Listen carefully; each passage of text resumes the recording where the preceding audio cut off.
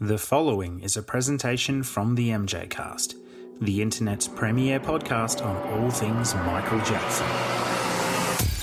You're listening to the MJCast by MJ fans for MJ fans. The idea is to innovate, or else why am I doing it? When I create my music, I feel like an instrument of nature. You let it create itself, really. I know I do. I love to entertain. That's one of my favorite things. I love my fans. Just simply Michael Jackson. Welcome to the MJCast, your source of news and discussion on the King of Pop. Hello and welcome to a special episode of the MJCast. Today's air date is August 29, 2015, and today marks a very important day in the annual Jackson's calendar, being Michael Jackson's birthday. I'm Q, and I'm here with a dear friend of the show, studio engineer Dan Villalobos. Dan, how are you doing? Hey Q, I'm very well, thank you. Very happy to be on the show. Thanks for having me. Hidden in the background, we've also got Jamin. He's going to be our somewhat silent mission control. We've had some pretty major Skype issues today, so he's got the call recording and he's in the background. So Jamin is here. He's just being our mission control. We thought that honouring Michael by bringing on one of his most decorated musical collaborators would be a fitting way to remember his life. Yes, Brad Sundberg first joined Michael Jackson's team during the production phase of Captain EO in 1985 and remained with Michael as one of his engineers and technical director for around 18 years. Brad was a key member involved in the studio production of 4 of Michael's studio albums, Bad, Dangerous, History, and Blood on the Dance Floor. Brad also worked on remixes and edits for countless singles, short films, tour preparations associated with these projects. You're going to be hard-pressed to find a bigger expert on Michael's artistic and technical world than Brad Sundberg. As Michael's gorgeous home Neverland Valley Ranch grew from dream to reality, he relied on Brad to design and install music and video systems all around the property, including Michael's personal listening and dance studio systems and outdoor sound systems. In this amazing new chapter of Brad's life and career, he is sharing these beautiful and unique experiences with the public through his In the Studio with MJ seminars. Brad, thank you so much for joining us on the MJCast. Wow, that was quite an introduction. Thanks, guys. Thank you, Q. Thank you, Dan. Quite deserved. And poor Jamin, our silent partner, somewhere in a dark room. He's suffering away, yeah. Thank you for having me. Pleasure, absolute pleasure. So, could you tell us a little about you, like about your childhood, and was music a big factor when you were growing up in your younger years? That's a great question. Yeah, it was. The funny thing, I'm almost embarrassed to admit this, but I'm not a musician. My mom is an amazing musician. She's played organ and piano in churches and for events her whole life up to this day. So I've got music in me. I've got, I guess, what you'd call a good ear, but I don't play. But I grew up with an absolute love of music, everything from ABBA to Pink Floyd. I wasn't a huge J5 fan. I mean, I'm 5 years younger than Michael, and I grew up. I mean, the Jackson 5 were there, but I was a little more Van Halen, Def Leppard. I went a little more was rock. Was kind of the music that I really enjoyed. Awesome. You know, let me just add on to that just Sure. one little bit.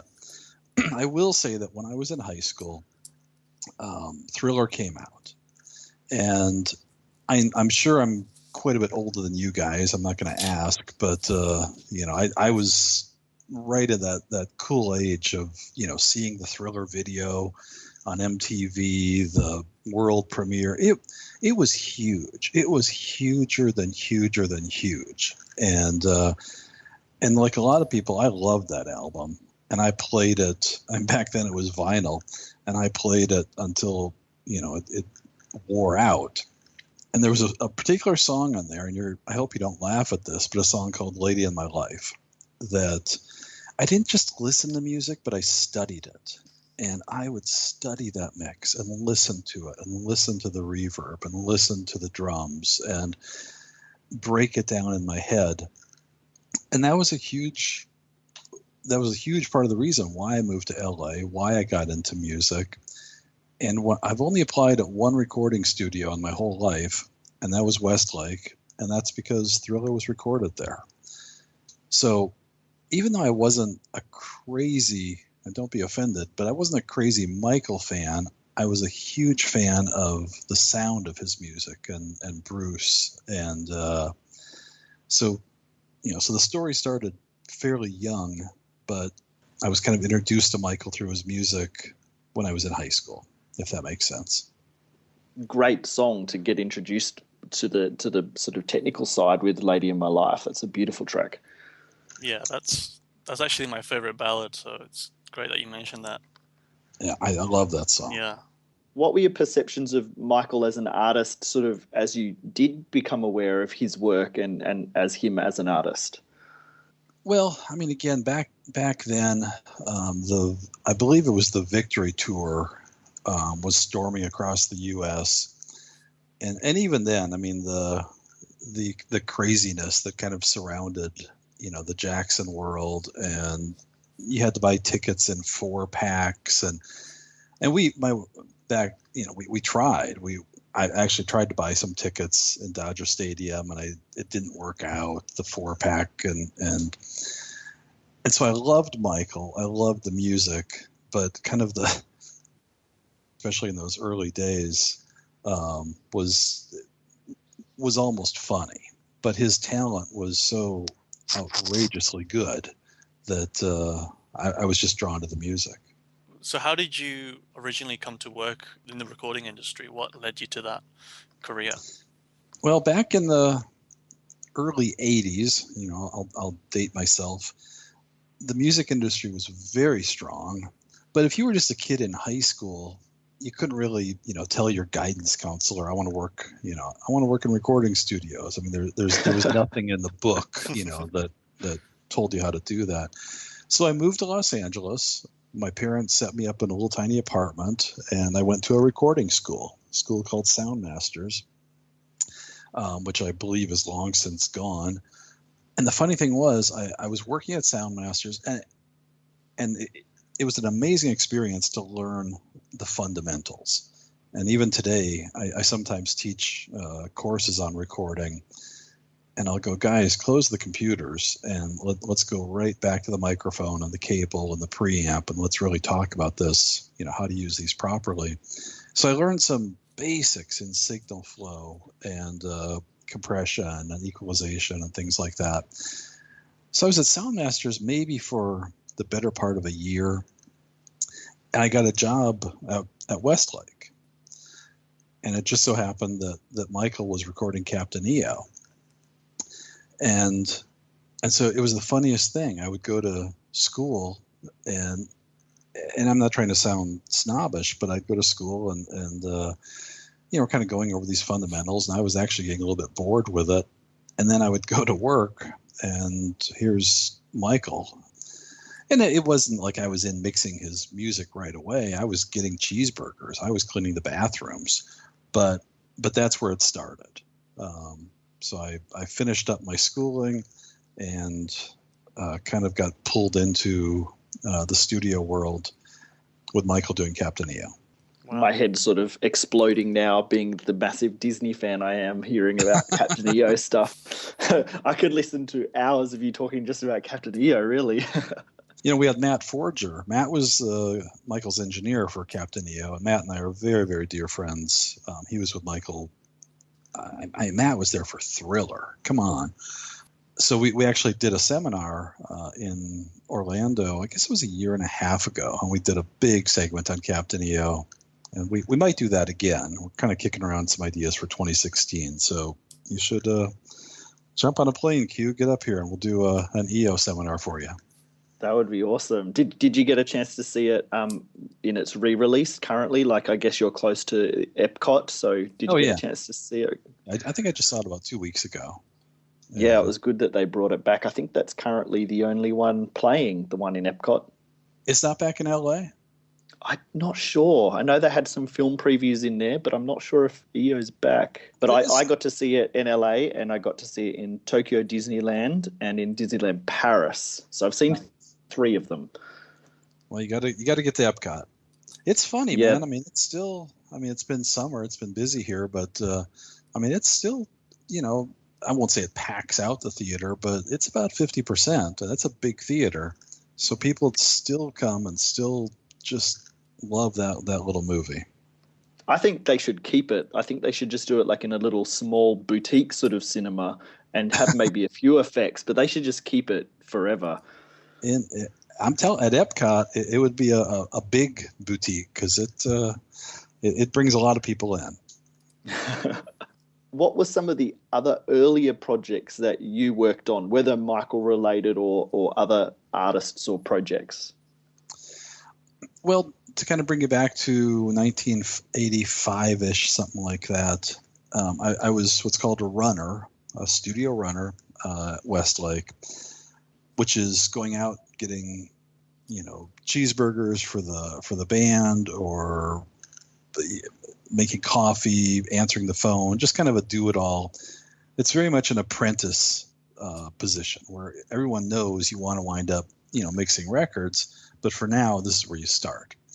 So early on, my first few sessions were a lot of jingles, doing stuff with McDonald's. They had a campaign called Mac Tonight that I worked on, Levi's, Taco Bell. And then somewhere early in there, I worked on a Stevie Nicks album called Rock a Little. And I was one of the assistant engineers on it. And that was a lot of fun because I'm a huge Fleetwood Mac fan. So I was working with Stevie on that one and met some of those people. And then somewhere in there, Michael set up camp at Westlake Studio D. And that's when the Bad album was going to begin. And Bruce Swedian kind of had his crew. He was all set to go. But by then I was pretty familiar with Michael and with Bruce. Bruce really liked me. And Quincy. They'd been working on an album called Running Scared. Not Michael, but Bruce and Quincy. And so they knew me, and there's no secrets. I mean, a young kid in a studio wants to learn. And I showed just an enormous interest in learning. And I guess it was Bruce. It was either Bruce or Michael, but I'm pretty sure it was Bruce, came up to me and said, hey, look, we're inviting you. Anytime you want to come in and hang out and watch, you're welcome. And so for the next 8 or 9 months, during the bulk of the Bad album, I would work during the day, on a Taco Bell commercial or whatever it was. And then as soon as it was done, I'd run into Studio D, kind of take my spot, in the back of the room and watch this album be produced. So that was my school.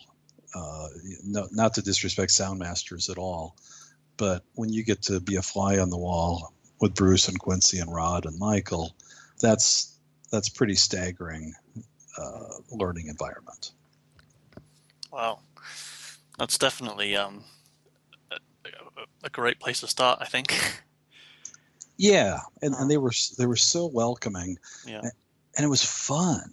I talk about this in my seminars, but I mean, it wasn't, throwing water balloons at each other in the studio, but there was so much fun and laughter and joking that, you never wanted to try and take over. I mean, I had huge respect for those guys, but they were so welcoming. And for a young kid to be sitting in the back, it was a really amazing experience. for sure. So eventually you sort of became part of the recording engineer team around Michael. Your website describes you as also being one of Michael's technical director.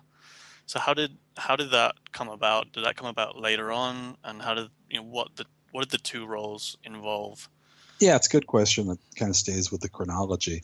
Uh-huh. When Bad came out, Bruce made up the phrase technical director. It doesn't really mean anything. It means nothing, and it means everything. It's kind of the buck stops here.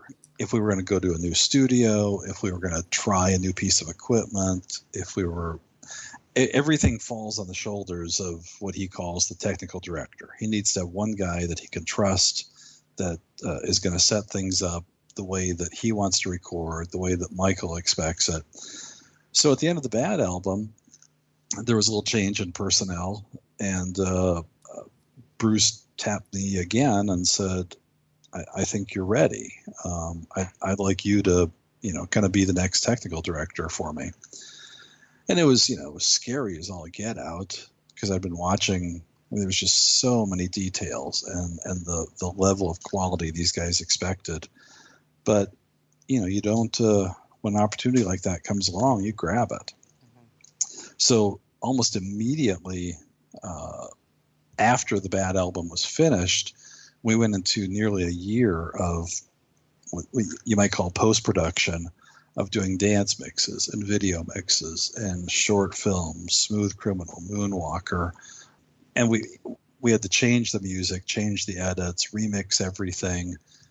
So that's really, and because I had such familiarity with the project up to that point, that was kind of where I jumped in. And so then I stayed with Bruce for the Bad album, and then we did Quincy Jones Back on the Block. That was nearly another year when Michael was on tour. We did that. Then we did the Dangerous album and the History album. And I had a little bit of involvement in Invincible and some of the early work on Blood. But those were kind of my big projects. Mm-hmm. So Bad was obviously a massive success. Having Nick gone on now to sell over 30 million albums around the world. At the time, do you think Michael felt the pressure of Thriller and needed it to follow it up with something grander, or he sort of just took it all in his stride? There's all the, I don't know if you want to call them rumors or whatever, where he had, 100 million written on his bathroom mirror or something that he wanted to sell. I don't know. I mean, Frank DeLeo was always there, checking on us. We never let the record company in. That was, the doors were closed to them. We knew we were working on something that was great. And I mean, song after song, I loved that record. We just didn't, we didn't talk numbers or sales in the control room. It really was. It was all about music. It was all about what are we going to have for dinner. It was very lighthearted.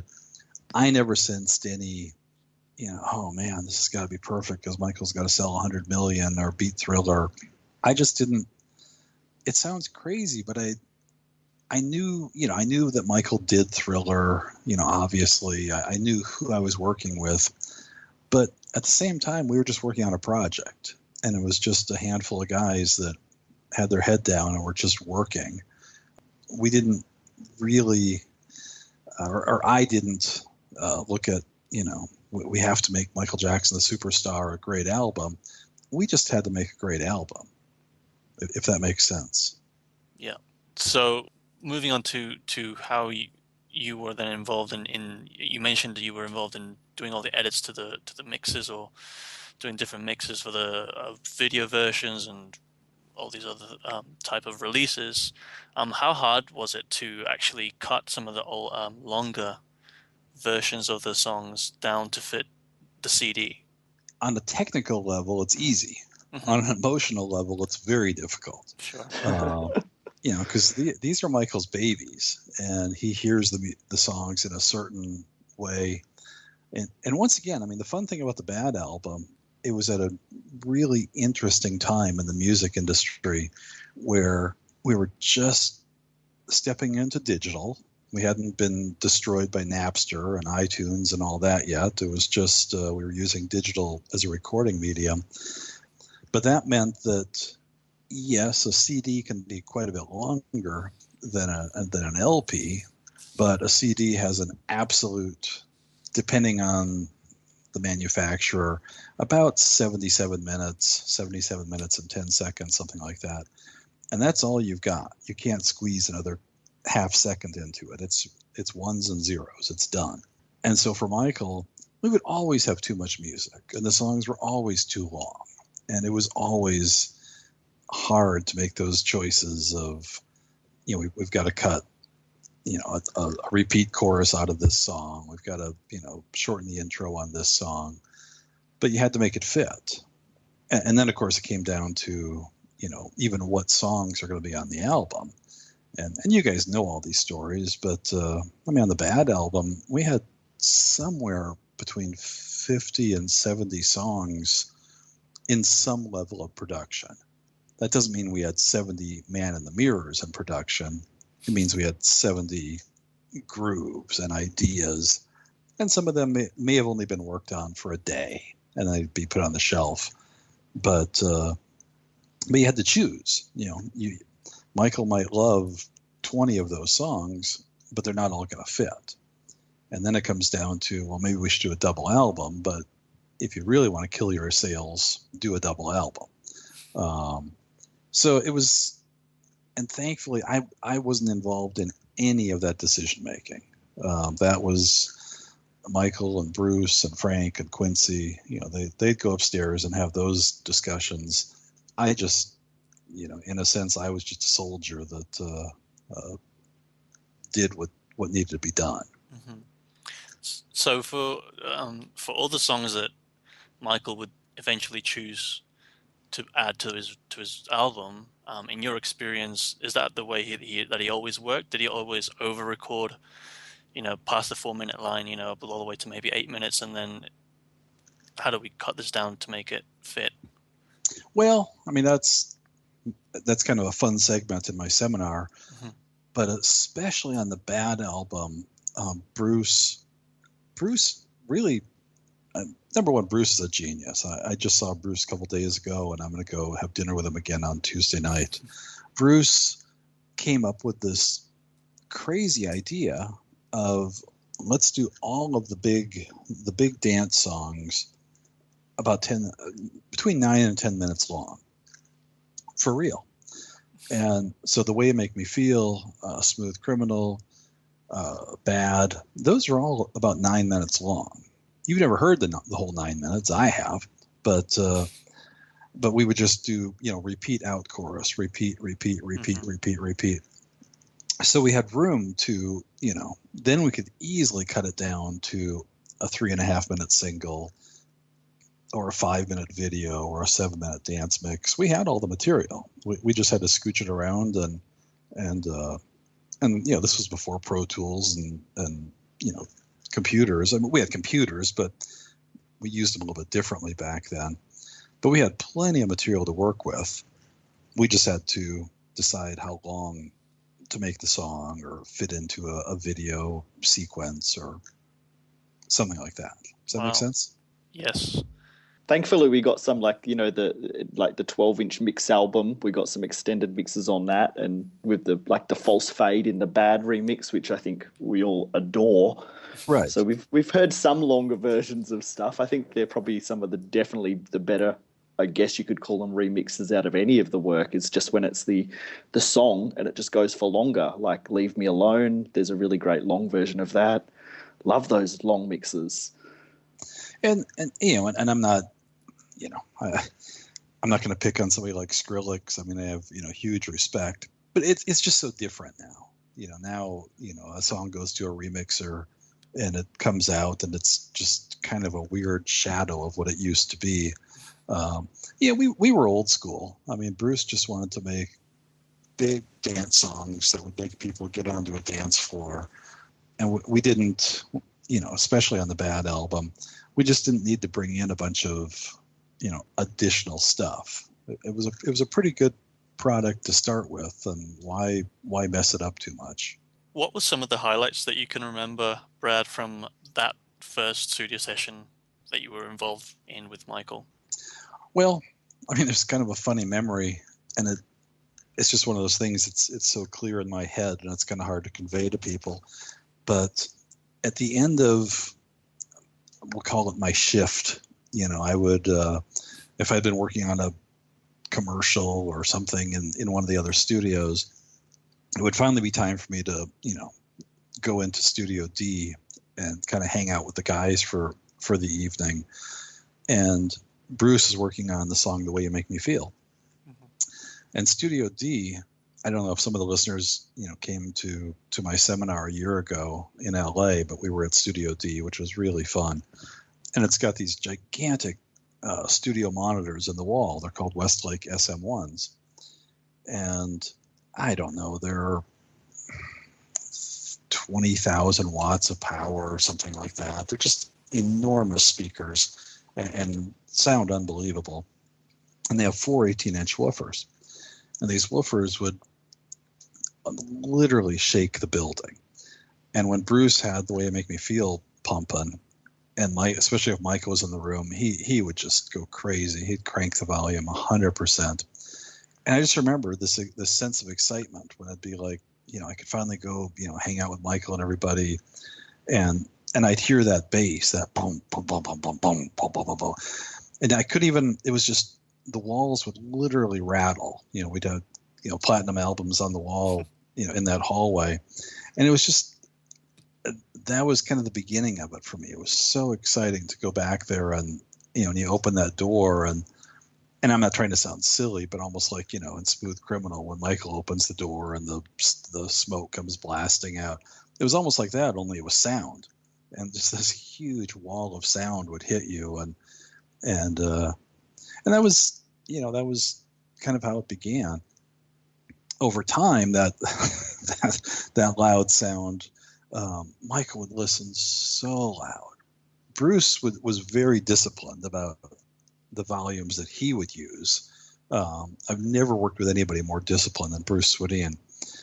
But when Michael wanted to come in and listen to a mix, Bruce would leave, and I'd have to stay and play the mix.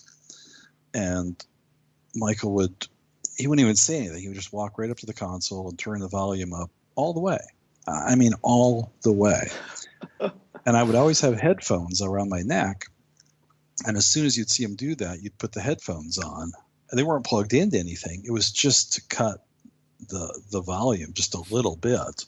You'd kill yourself. I mean, I'd be trying to, sometimes my wife would call and I'd, this is before cell phones. I'd be in the back of the control room trying to talk to her, and I'd close the tape room, the door to the tape room. And I couldn't hear her. I mean, it would just be so loud. And I would just have to say, "I'm sorry, I got to call you back. Michael's listening to a mix." So, I mean, those are some of the early memories. It was crazy. I mean, he'd bring the chimps in, and it'd be time for him to sing a vocal, and I'd, Brad, can you hold bubbles? I'd be like, okay.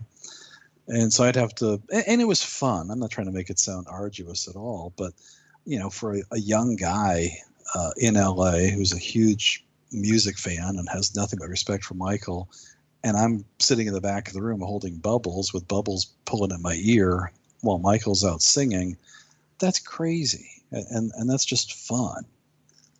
So, I mean, every day was different. The chimps didn't come to the studio every day.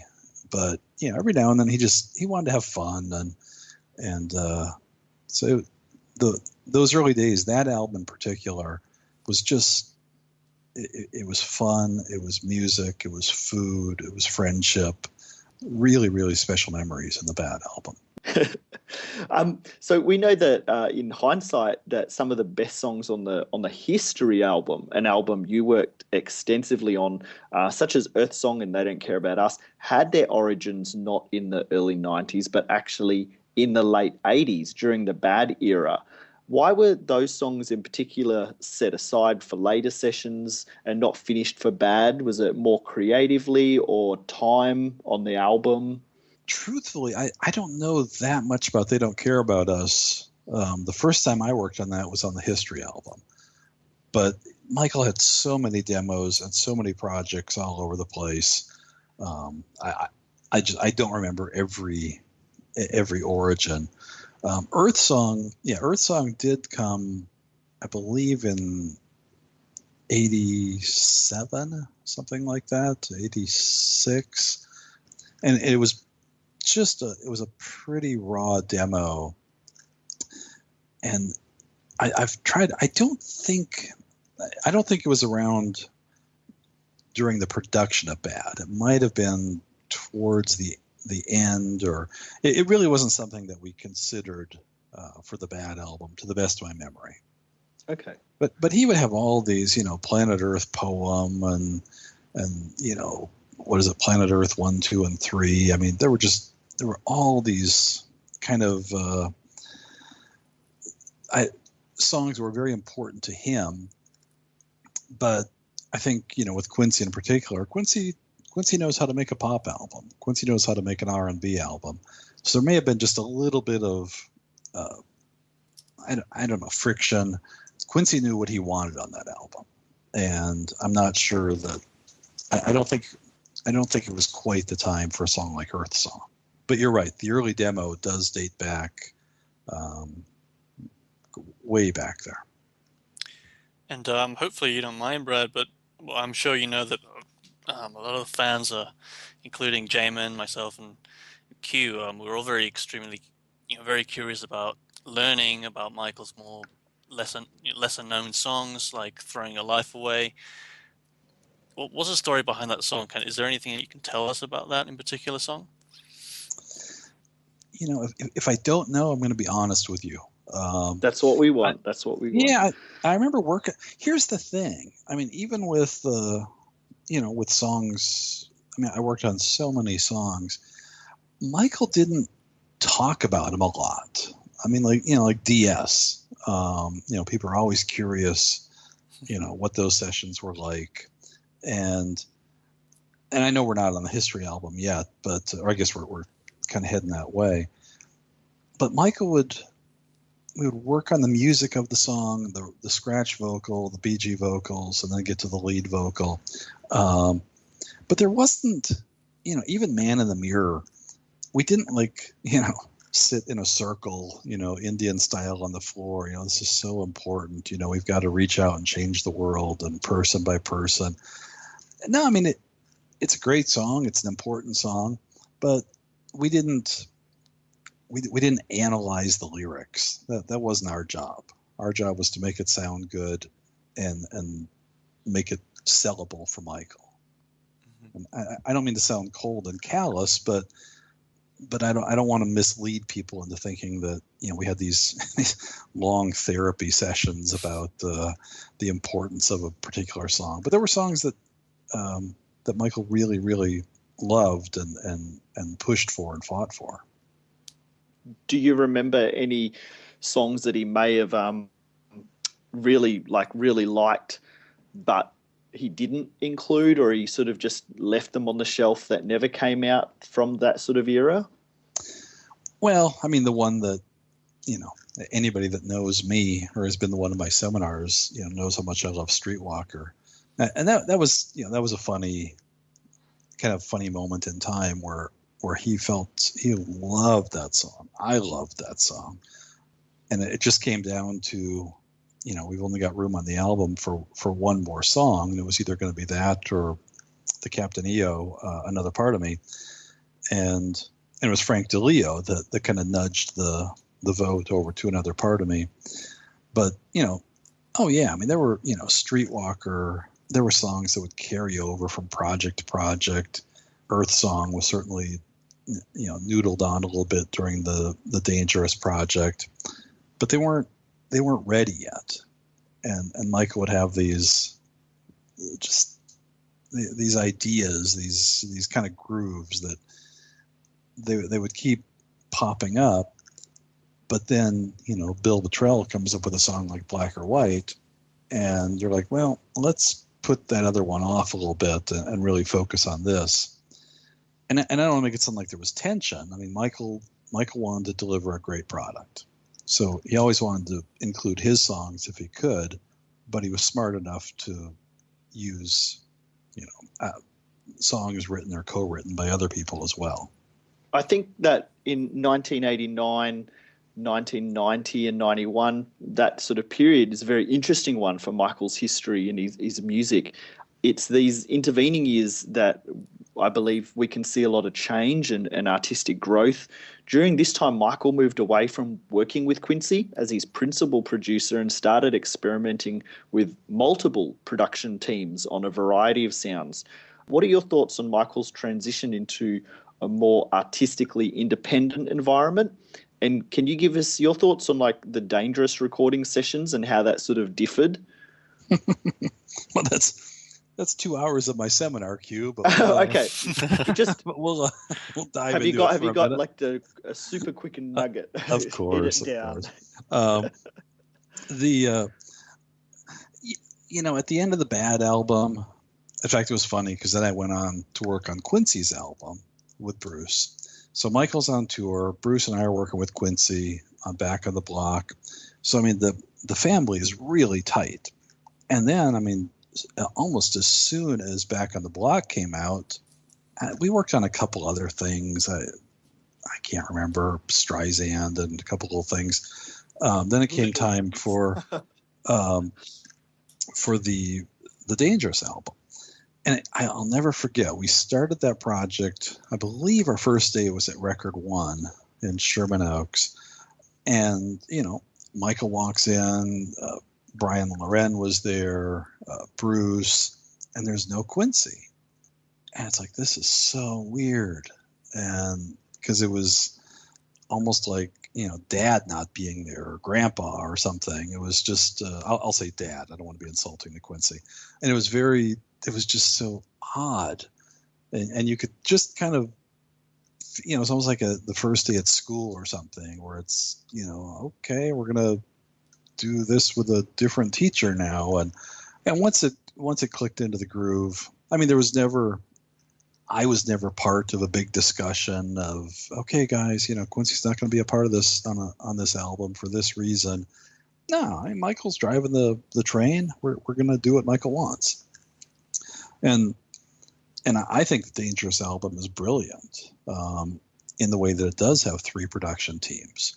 And that is something, I mean, people that have been in my seminar know that's something that we spend a lot of time on, but 3 very different personalities, 3 very strong egos, and 3 very talented guys. I mean, Brian was there for a little while, but then Teddy Riley took over. So you've got Teddy, you've got Bill Bottrell, and you've got Bruce Swedien. And these guys, I mean, these guys are giants. I mean, they are talented and opinionated, and yet, so it was this odd, just kind of slightly dysfunctional family, where the Bad album, everybody was kind of working on the same thing, going the same direction.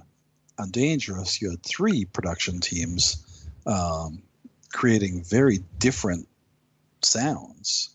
Michael wanted to stay current. He wanted to, have more of an urban sound, New Jack Swing. So Teddy's got that covered. Bill was killing it on the type of stuff that he does, Black or White and Who Is It, and then Bruce, is bringing in just his monster sounds, with Jam and Heal the World. So whether it was by design or accident, to me, having those 3 production teams that kind of got along and kind of didn't was so smart. And Michael, Michael loves a little bit of tension. He likes, if things are just going perfectly smooth, that's kind of boring. And he kind of likes, if you like the song, he'd say, they got some jelly next door. They got some smelly jelly. And he would do that.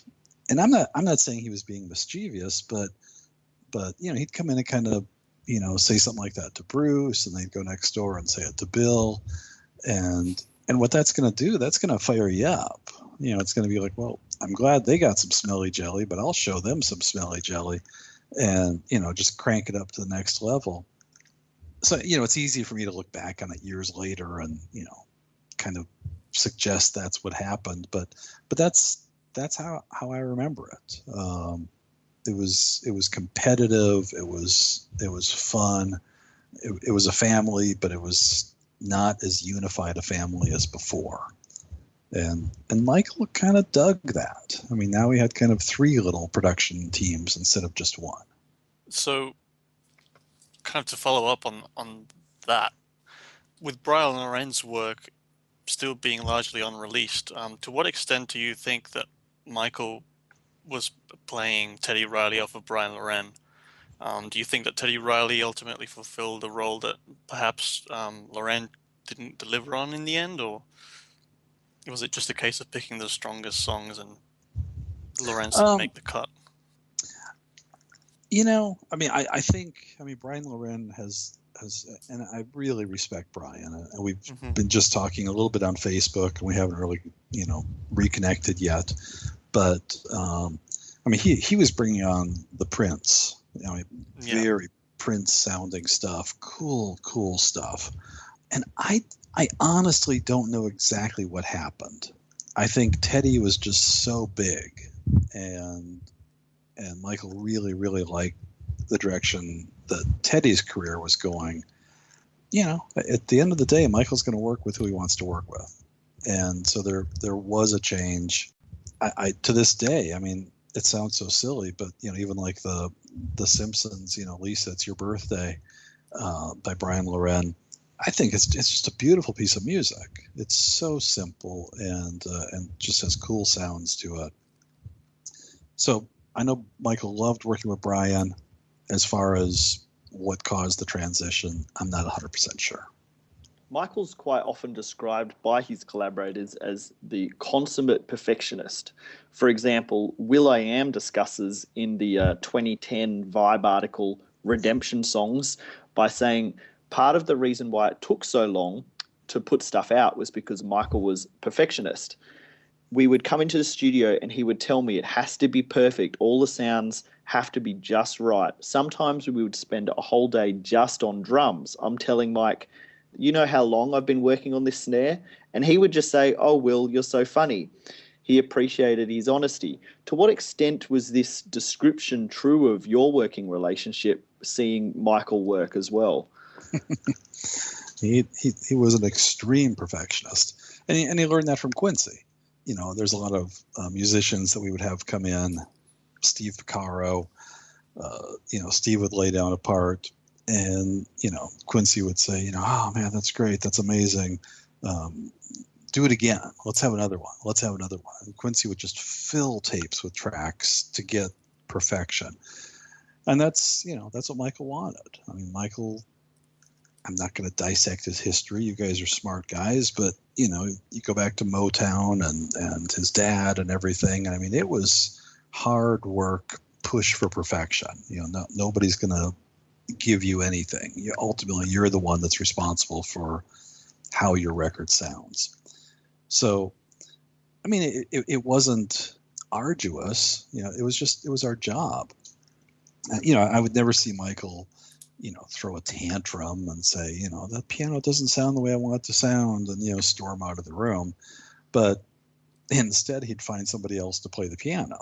And so he would surround himself with people that would deliver the level of product that he wanted.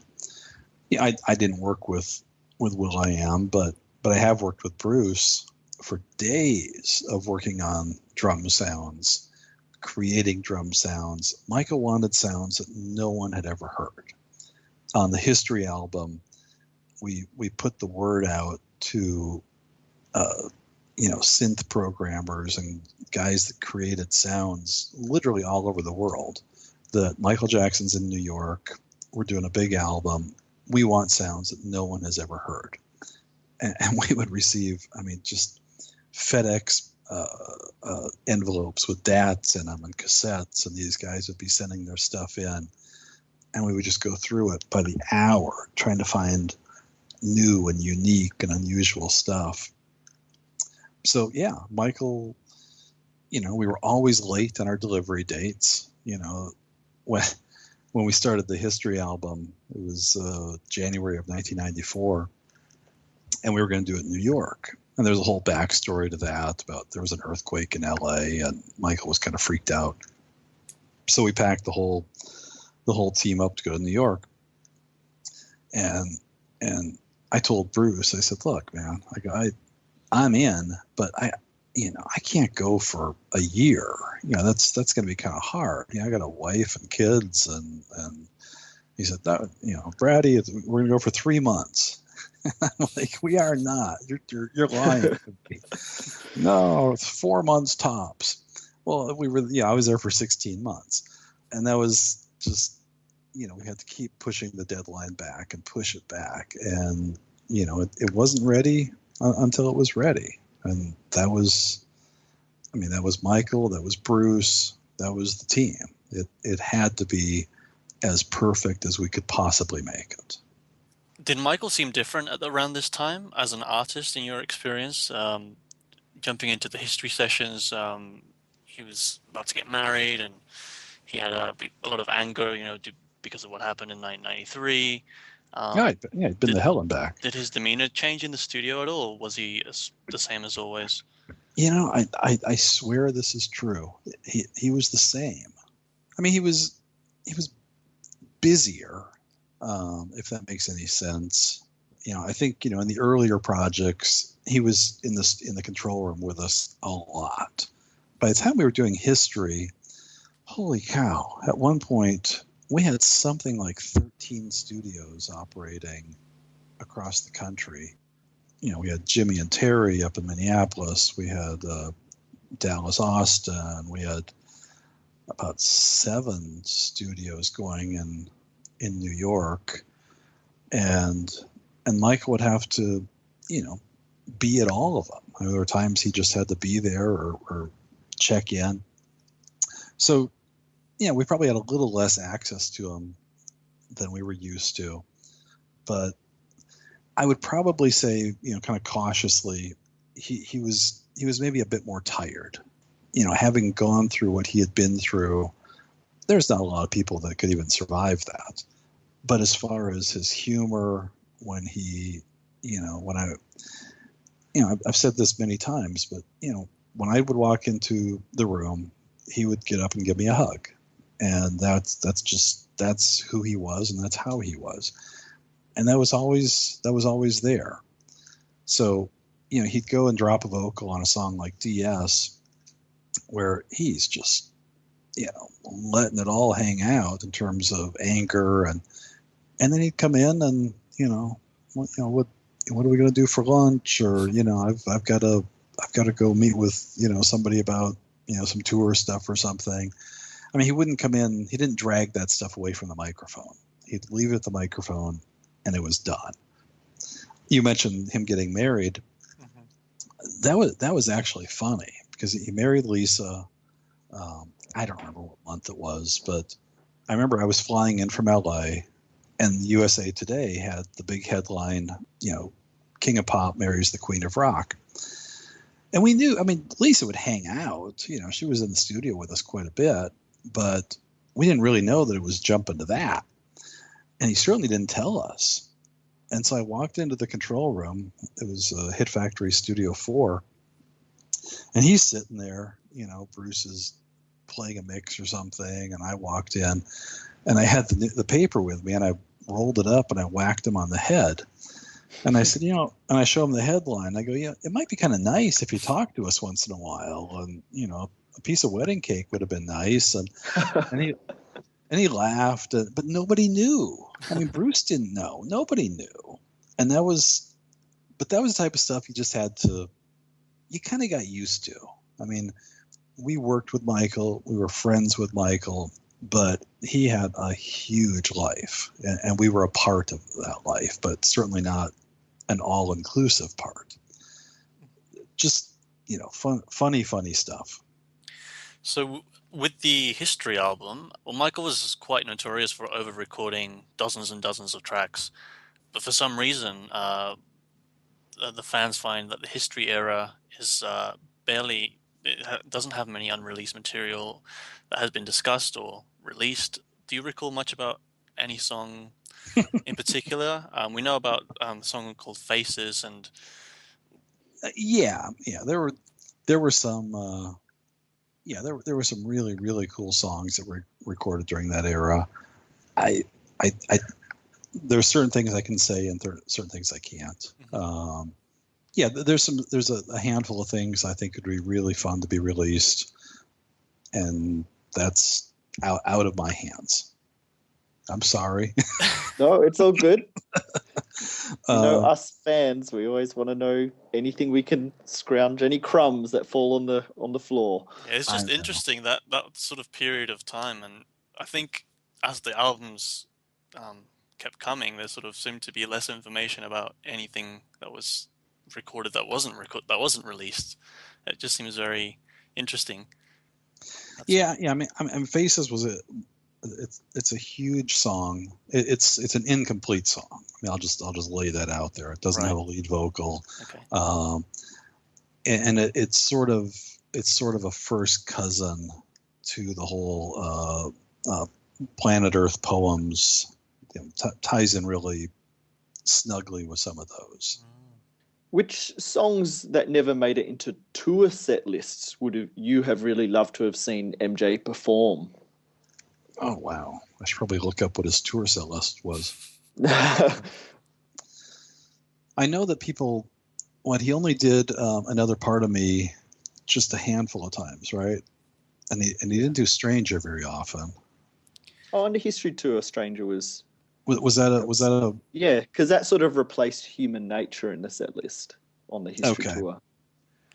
I mean, I'm just going to show my ignorance here slightly, because it's funny. I worked on I would launch the tours. I launched a couple of the tours, meaning we would take the music that we'd worked on the album, restructure it for the band. We had to radically change the keys and the tempos, and then, teach the band these new songs. And I talk about this in my seminar quite a bit, but if you listen to, and you guys know this, but if you listen to, especially the more up-tempo songs, Smooth Criminal and different things, we would speed them way up for the tour and then pitch it way down, because we had to get it to a key where Michael could sing it night after night. There's just no way he could hit those high notes, constantly. So even though I've seen Michael perform live, 15 or 20 times, something like that, I don't remember, every song that was or wasn't included. Human Nature was that's always kind of been my standout. If I have to look at the entire catalog and pick my favorite, it's going to be Human Nature. Mm-hmm. So seeing that one live and the way that, the lighting, the way that he had that thing just dialed in. Did he stop doing that on the History Tour? Now I'm interviewing you. Yeah. Oh, that's unfortunate. Well, thankfully we had, the DVD at the time growing up. We had seen the Bucharest show and the DVD of Human Nature, so at least we'd sort of seen it as much as we could growing up. But yeah, on the History Tour, he sort of dropped in Stranger in Moscow to replace that moment. Which, it's funny, because Stranger is probably, my third or fourth favorite song. So if it's time to retire Human Nature, Stranger is about the best choice to replace it. Mm-hmm. What was the most spine-tingling vocal that you've ever heard Michael deliver in person, Brad? Wow, that's a hard one. That's a real hard one. I haven't been asked that before. That's a good question. I will tell you this: there was one song. I'll answer your question in a second, but while I'm thinking about it, I'll tell you a quick story. When Michael would sing a vocal, we had very strict rules, and these were Michael's rules, not mine. There were no guests. I mean, it was very rare that a guest would be in when he was singing a lead vocal. The lights were all shut off. Bruce and I would pretty much be working, with the lights of the meters, and Michael would be out in a pitch black studio with a light on the music stand. And we had our whole, everything we had to do to kind of prep for the vocal, the hot water that he would sip on when he was singing, and the headphones would have to be set just a certain way. And And we always had to have a heater for him. He was always freezing cold, so we'd have a heater blasting, silently, blasting on him.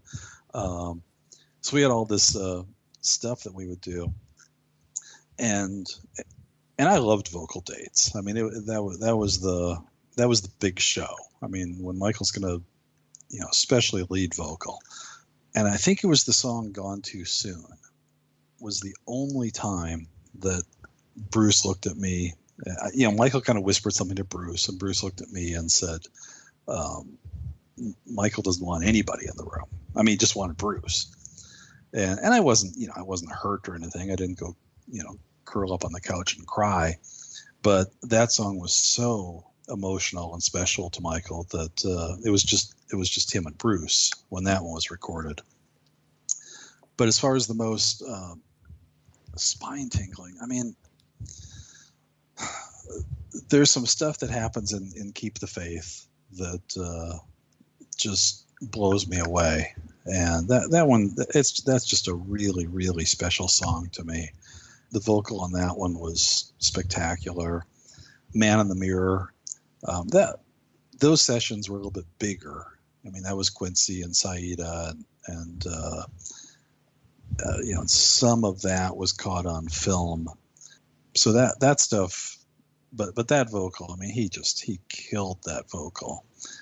Even some of the rock stuff that he did, Black or White, where, I mean, he's just screaming, and not screaming, but I mean, his voice is so powerful at that point in his life. Yeah, so it's hard to just pick one.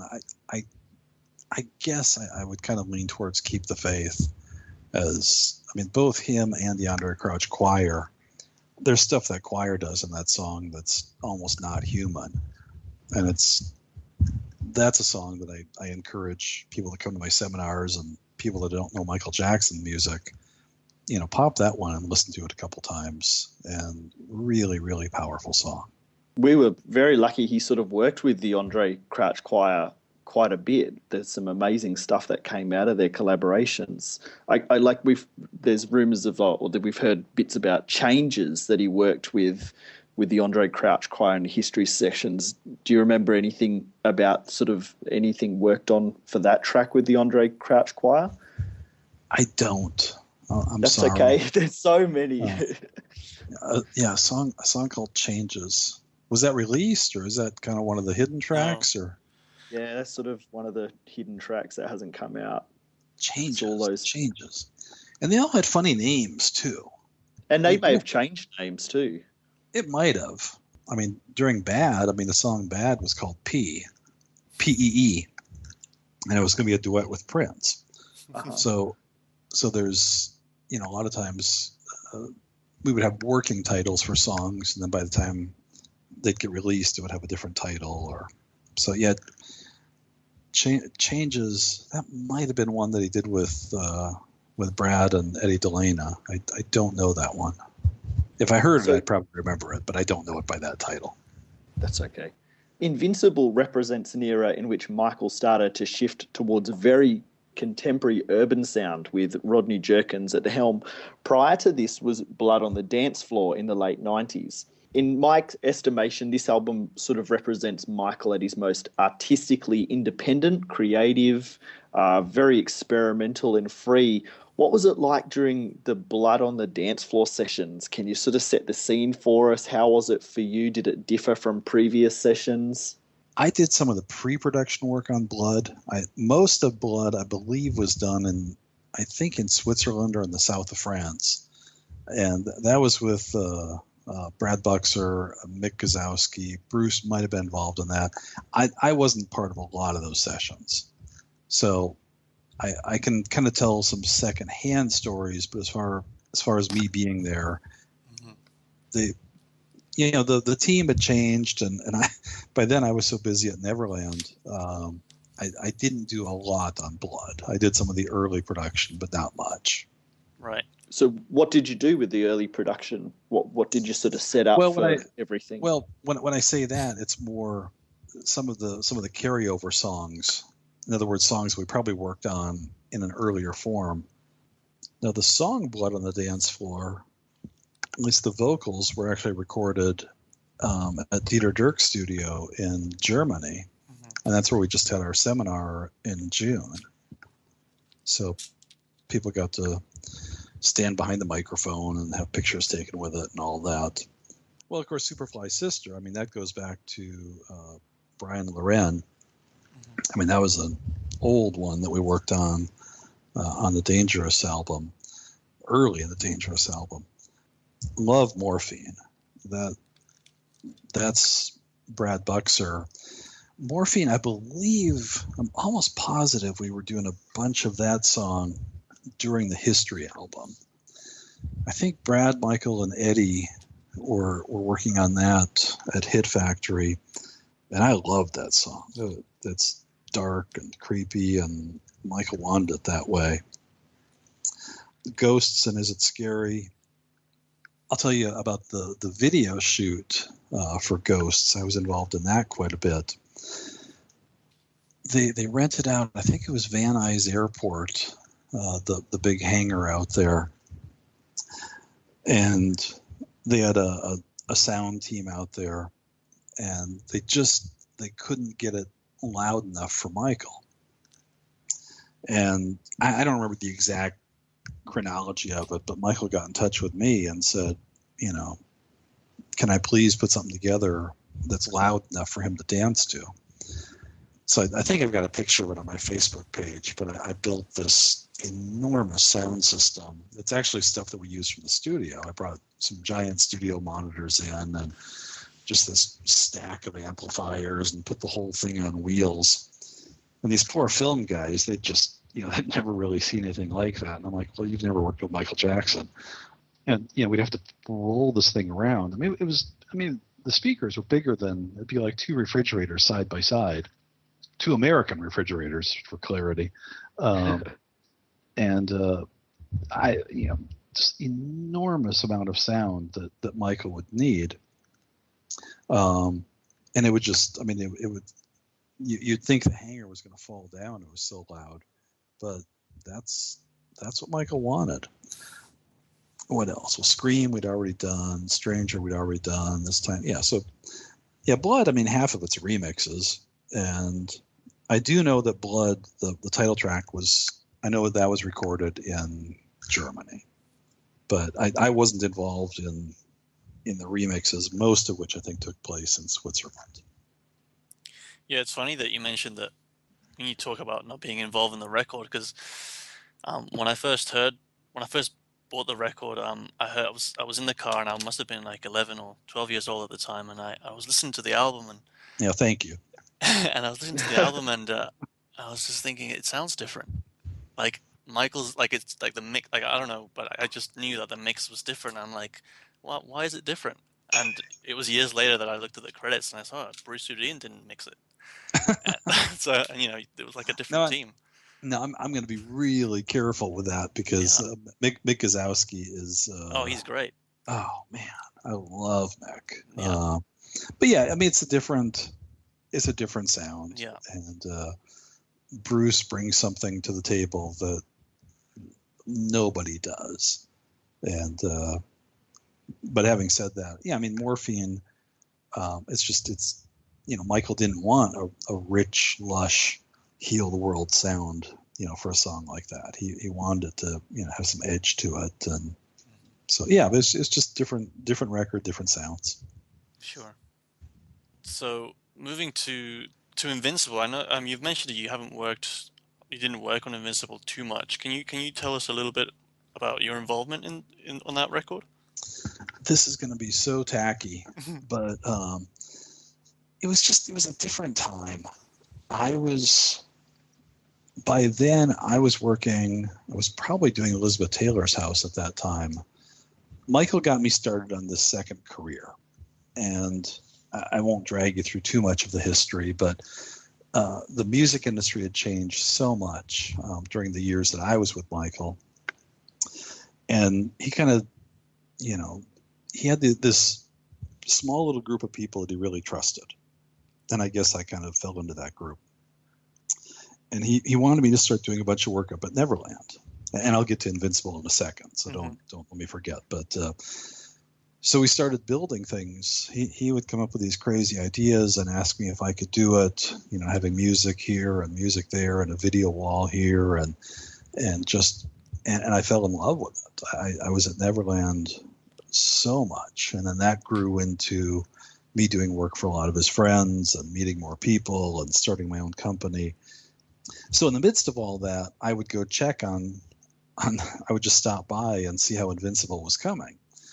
And I'm not trying to sound like a big shot. I mean, it's just I knew those guys, so I could kind of stop in and check on them. So I was not involved. By then, the majority of my time was spent either building things or I think I rented a few pieces of equipment to the Invincible sessions. Right. But I'd stop by and I would talk to the crew over there. And again, I've got to be careful about what I say. I respect all these guys. But the vibe was just so different. It was, and I know Rodney's produced some great stuff. It was just different. It was, round the clock, literally 24 hours a day, working on drum sounds and I mean, one thing about Rodney, the guy works hard. I'll give him that. But kind of, and this was over at Record One, but kind of that family that had developed, during Bad, Dangerous, and History. I think a lot of that sense was gone. Right. And it was a new team and it was a new sound. And so even though there was a part of me that you kind of wanted to keep it going, I was kind of ready to move on and work with Michael maybe in a different part of his life.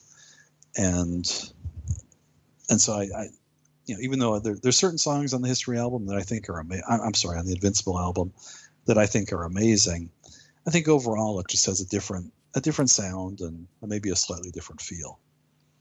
So Brad, what are you sort of working on at the moment? We sort of know that you've got your in the studio with MJ seminars that you're involved with, you tour the world with, really.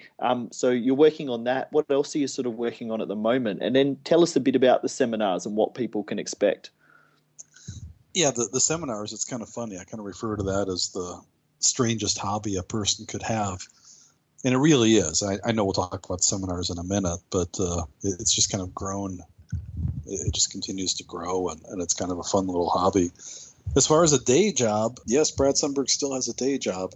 I just, I like to say I build stuff. We do a lot of audio video installations. There's a community not far from my house called Disney's Golden Oak, where people can, live with Mickey, as close as you could be to Disney World. So we do some pretty extravagant houses over there in terms of,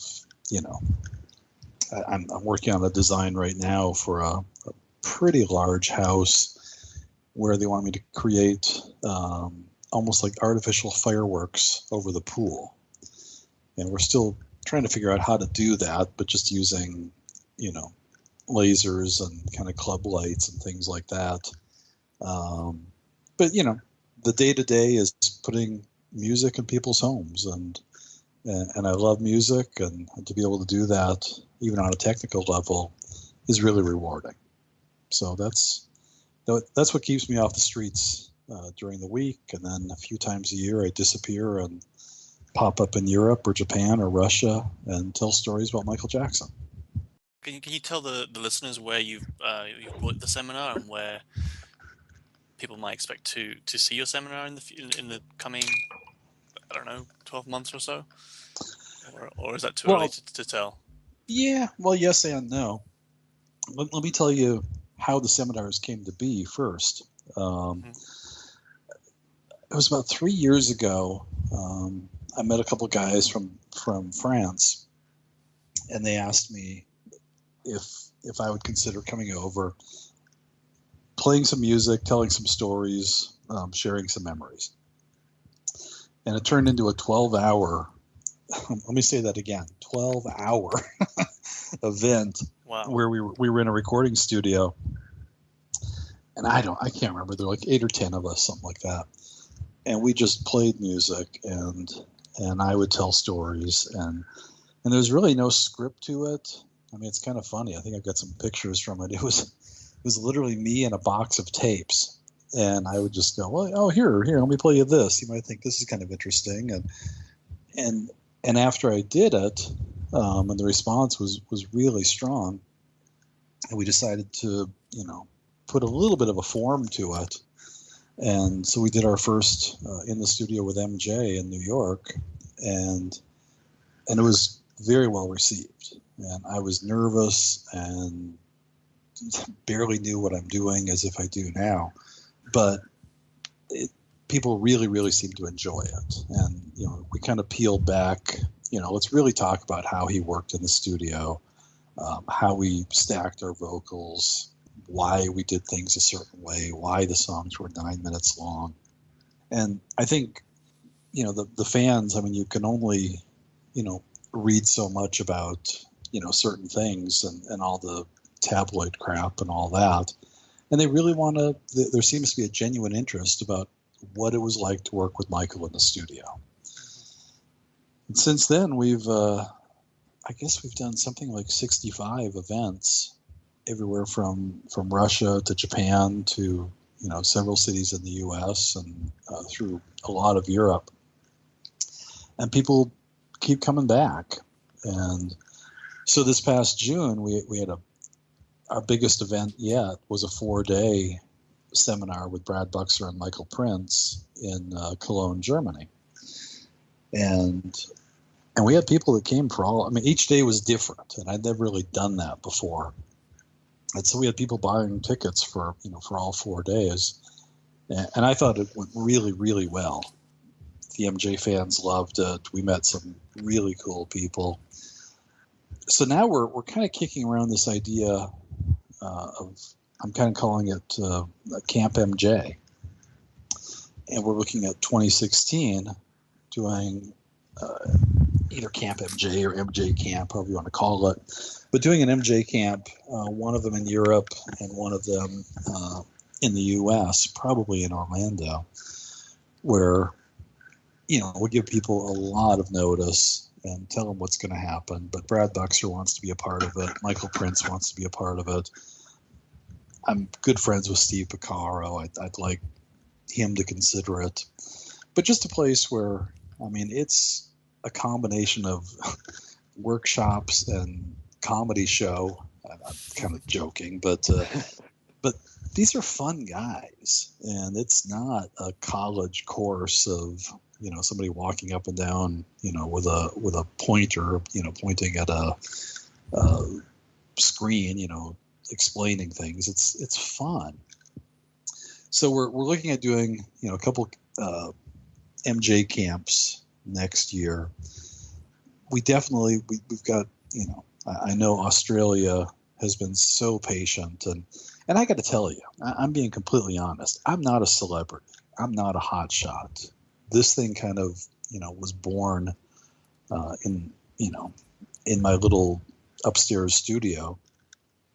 And to get emails, day after day from people, in Australia and in Switzerland and in Japan and in Russia, will you please come here? Will you please bring it here? We can't afford to come to you. Will you please, it's humbling. It's crazy.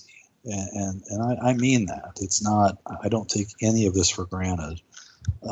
We've put together a presentation that I think is really, really fun and musical and genuine. And that's something, even when I talk to you guys, if I don't know the answer, I'm going to tell you. It doesn't do me any good. Once I start lying about stuff or making things up, the whole thing goes out the window. And I'm not into that. Michael was a sweet guy, a dear friend, somebody that I really, really loved and respected.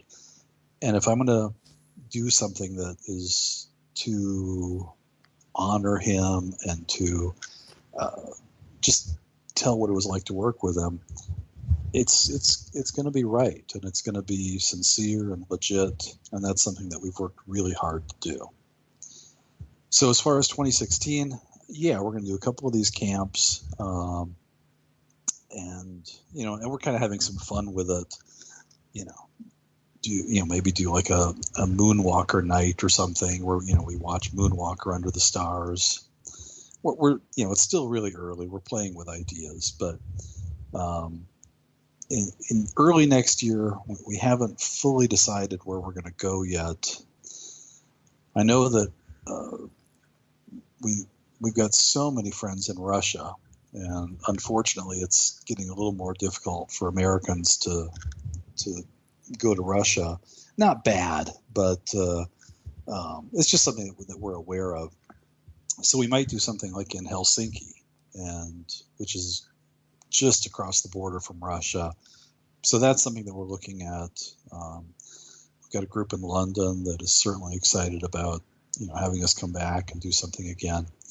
So it's humbling, it's exciting, it's the strangest, best hobby a person could have, and I'm very, very thankful for it. You might have mentioned in an interview or two that you're actually writing a book. Can you tell us anything about if you are working on a book and what we could look forward to and when it might be finished? Because it sounds like you're pretty busy. Yeah, the answer is yes and no.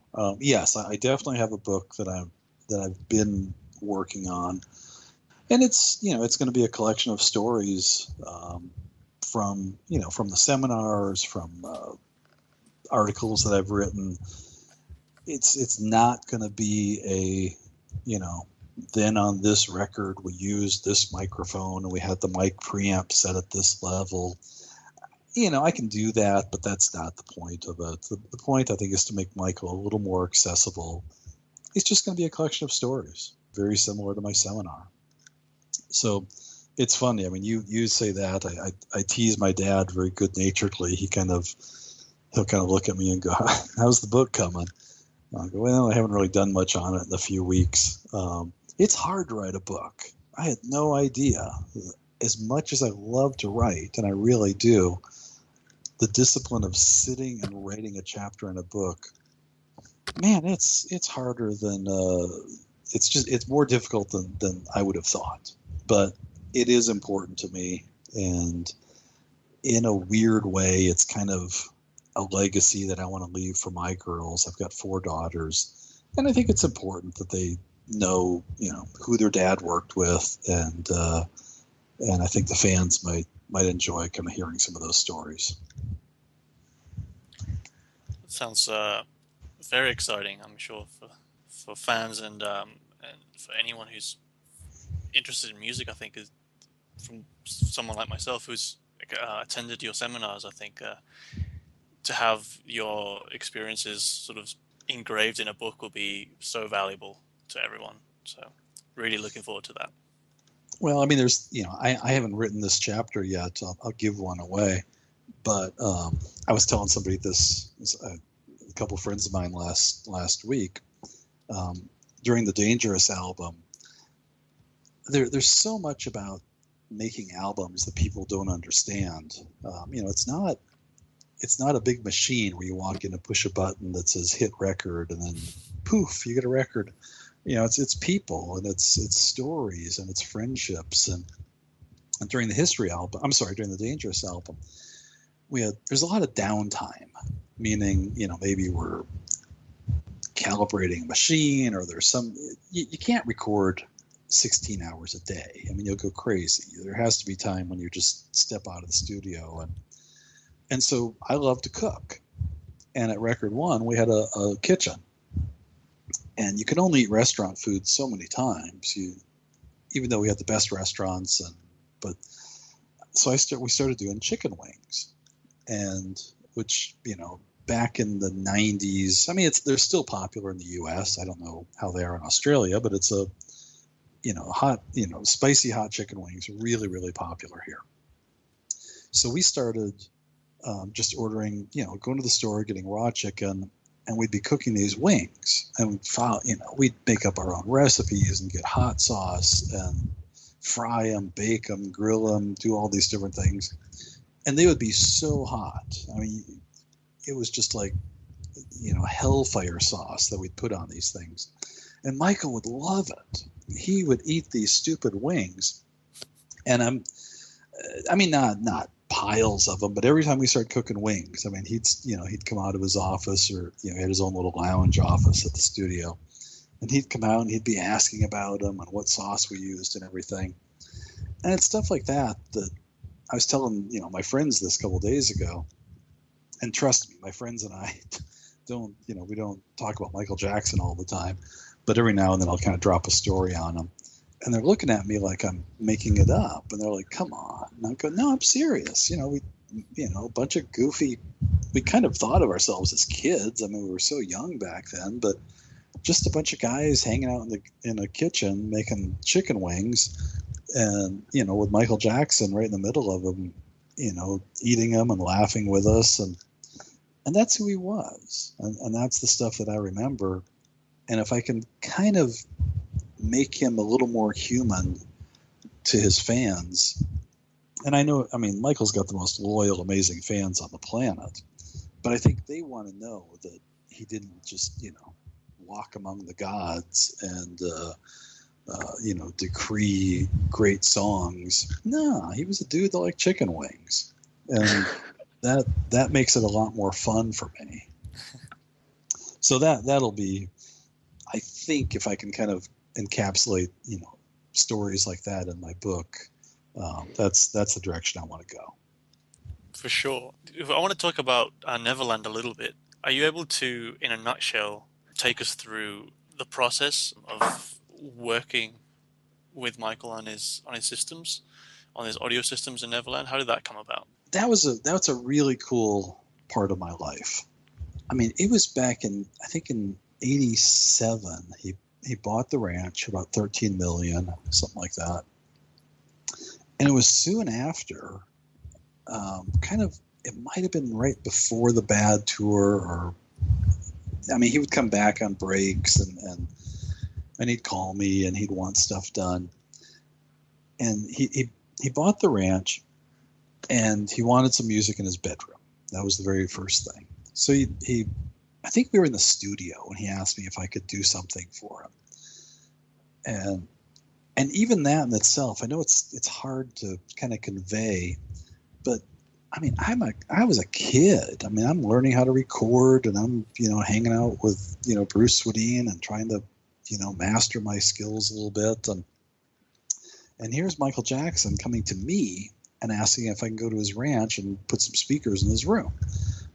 The whole thing sounds kind of strange, but I said, let's go. So I did that, and then that kind of grew to, he wanted more speakers, he wanted speakers here, and next thing you know, he buys this train. Hey, Brad, can you put music on the train? I'm like, holy cow. Sure. And it turned into probably, I don't know, a 16-year run of, he would want more stuff and more stuff and more stuff. And he would call me and ask me if I could do it. And as I look back at it, and I can go into as much detail as you want, but the cool thing was he trusted me.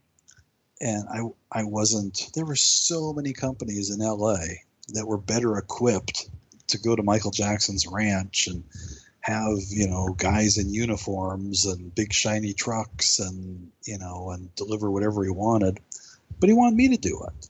And that meant so much. And it just became, number one, it was a labor of love. I loved Neverland. Every time I went there, I've been fortunate to travel to a lot of different places. It's tough to beat Neverland. When it was in its prime, and what Michael, the detail and love and attention that he gave that ranch, it was amazing. And to be a small part of that is something I'm really proud of. And I remember back in the 80s or 90s, there were comedians that were always making fun of Michael. And there was one guy, he's like, who wants an amusement park in their backyard? That's the stupidest thing I've ever heard of. And I was, I'm thinking to myself, dude, you have no idea. You're blowing your income on a bunch of, Coke up your nose. I don't know that to be factual, but I'm like, compared to how a lot of people blew through their money, and Michael was not a good money manager. We're not going to spend time on that, but Neverland was spectacular, and to be a part of it and to actually be allowed to kind of dream with him and have those meetings where it's like, what if we did this? What if we did this? I wouldn't trade that for the world. It was an amazing part of my life. What were Michael's and also your inspirations for what you actually worked on at Neverland with installing music and lights? Oh, Disney. I know we talked about Disney just a little bit before the show. I'm sort of guilty as charged. I'm a little bit of a Disney geek. I always have been. And when we lived in LA, my wife and I had annual passes, and our girls had annual passes to Disneyland for years. I mean, before it was cool, we had annual passes. And I'm such a geek, I actually proposed to my wife at Disneyland on the steamboat. Awesome. So we're really weirdos. So Michael knew that. And so even during the Bad album, even during Captain EO, we would talk about Disney, and he'd ask me because we used to go usually twice a month. And that doesn't make sense to people, but if you're an annual pass holder, you go, you have dinner, you walk around, you have dessert. You're not doing a manic day. You're just enjoying the park. And so Michael would always, very often on a Monday, he'd come in and, did you go to Disneyland over the weekend? Yeah. Oh, what'd you ride? What'd you do? What'd you see? Because he didn't have that luxury. It was a lot harder for him to go. He could put on one of his goofy disguises, but he couldn't go as easily as I could. So when we started Neverland, I mean, it was just obvious that he wants Disney on steroids. And I mean, Disney does things well. I very cautiously say Michael Jackson did them better. The detail that we put into that ranch, and I love Disney, but we had stuff going at that ranch that was really, kind of a step up. And we had Disney Imagineers that were involved. He had a couple, when you went into the theater, there were a couple dioramas where you'd push a button and there was Pinocchio coming to life, and the other one I think was Sleeping Cinderella. I can't remember. I think it was Cinderella, yeah. Yeah, I think it was Cinderella. So, we had some Disney involvement, but as far as, if he wanted music, on the bumper cars or on the carousel or on the trains, that was all me. And he wanted it done. He knew I would do it to his standard, and I didn't have to ask or get permission. I just said, here's what it's going to cost. We're going to do it right. And he would just, whenever I did something right, especially a big music system, and I'd play it for him, I'd crank it up as far as it would go, and he would start to dance. And he would, if it was a good mix or a good system, or he'd always say, hurt me, Brad. And that was his way of saying, this is awesome, make it a little bit louder. But he, when you pleased him, it felt really, really good. Were there any special considerations that you had to undertake when you're building a system at Neverland Ranch, or was it similar to any other job that you had? It was just at a bigger scale. Well, the funny thing is we spent so much time at Neverland. There are no other Neverlands. I wish I could do another job like that. With him, it was how big can we go? We brought the Jumbotron up there and set it up, kind of on the edge of the park. And he and I were up there when I tuned it. We were listening to. This is going to bug me now. It was a rock album. It wasn't Def Leppard. I'll think of it in a minute. But I mean, it was just a huge sound system that we had, and and you got the Jumbotron and the whole thing, and we would just go to great lengths to make this stuff amazing. And then I'd go up there, on one of the family days or something, or if he had Make-A-Wish or something up there, and he's playing. I think he always used to play.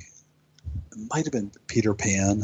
I think was playing on it quite a bit, and that was fine. But always just kind of bugged me. It's like, this thing sounds so good. Can we just open it up and let these people hear some music on it? But but that's not the purpose of it. Yeah, as far as special considerations, I mean, the only thing we'd get into a little bit of trouble. Michael would have that park so loud, and up there at in San Ynez, his nearest neighbor was probably a mile and a half away, and there was a school right across the street. And if the school was having like a special event or a play or something, and we'd have the park just screaming loud. Then the school would go to the guard shack and say, "Can you please ask Michael to turn the music down just a little bit?" And so we would try and be considerate, but he'd invite the school kids over once a year for a day just for them. So it all, there was always the county was always kind of battling him a little bit because they didn't want it to turn into a Disneyland. I mean, it could.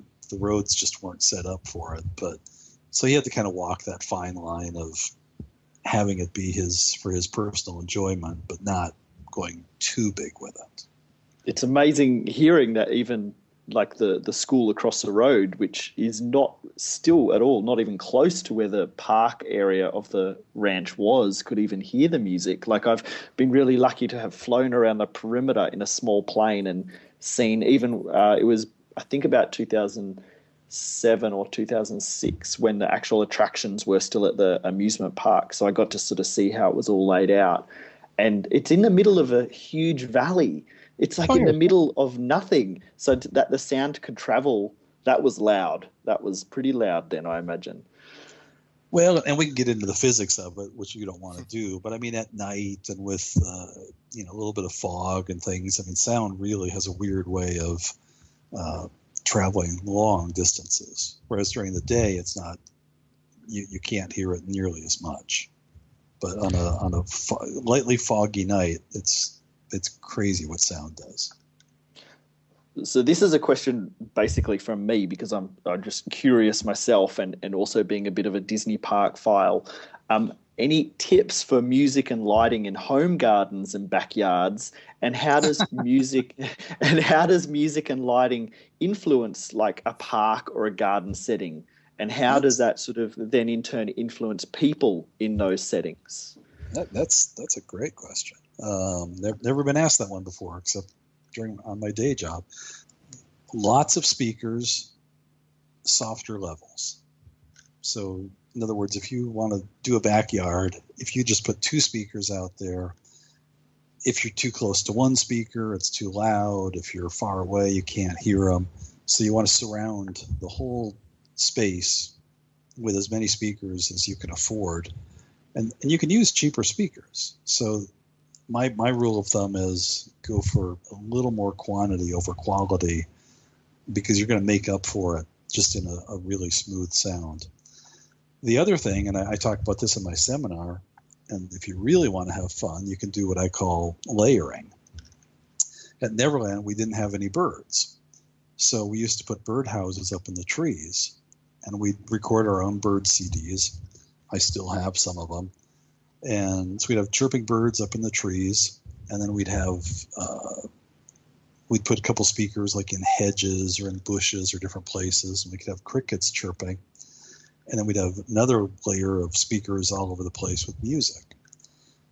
And it would be so much fun to watch guests.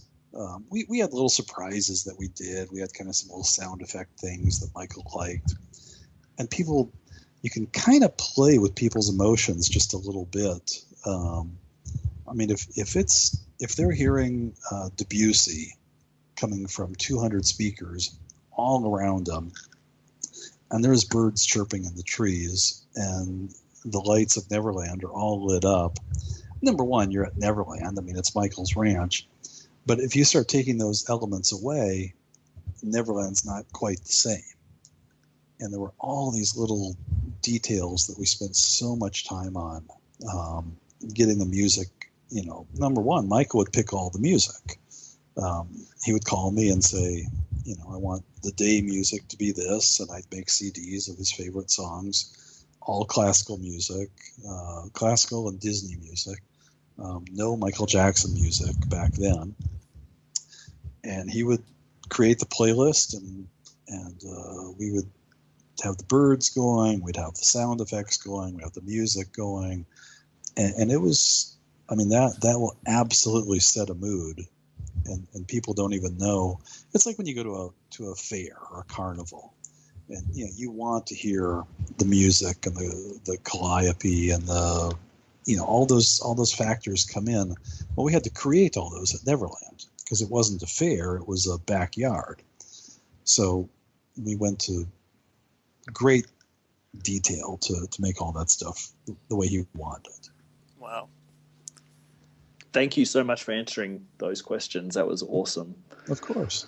I sort of haven't got a garden of my own yet. I have a courtyard, but thinking ahead of the future, when I hopefully will get a garden where I can have trees and everything, I'm already sort of planning playlists and stuff. Okay. For just to have in my own back garden, I hope one day.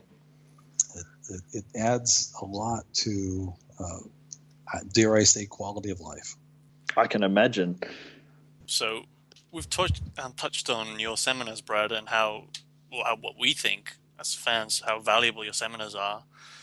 Do you think, though, that there's a greater responsibility for other people, such as maybe Michael's estate or maybe his label or anybody else, to be working with people such as yourself and providing a platform such as yearly Michael conventions or something like that for you guys to deliver your content? The E word. It's funny. I have a very cautious, friendly relationship with the estate. I respect them. Certainly John Branca has. I've met John several times. I certainly wouldn't, go so far as to say that we're friends by any means, but I respect him, and he's, as far as financially turning that thing around and making sure those kids are taken care of and guarding Michael's name, I have a lot of respect for him. I have very, kind of cautiously reached out to them and said, maybe we could do something together. I think I bring something to the table.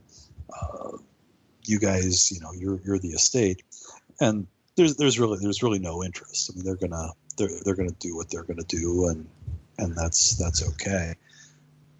So yeah, as far as an annual, I think what people tell me, people who have been to my seminar, is that it's legit, it's real. We're not going to have any holograms or anything like that. We're not, we don't do any moonwalk contests, or that's just not what I'm into. I want to introduce people to the Michael that I knew as best as I know how, and it's not going to be a traveling Cirque du Soleil, and I don't want it to be. I want people to come that genuinely want to be there, and I learned so much. I mean, I can't even tell you.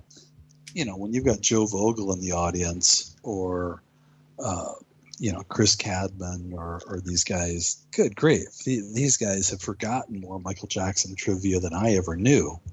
And I don't mean that to be insulting. I mean, it's intimidating. I mean, even just talking to you guys, you start talking about Blood on the Dance Floor, I've got to Google it and look up the track list because I don't remember.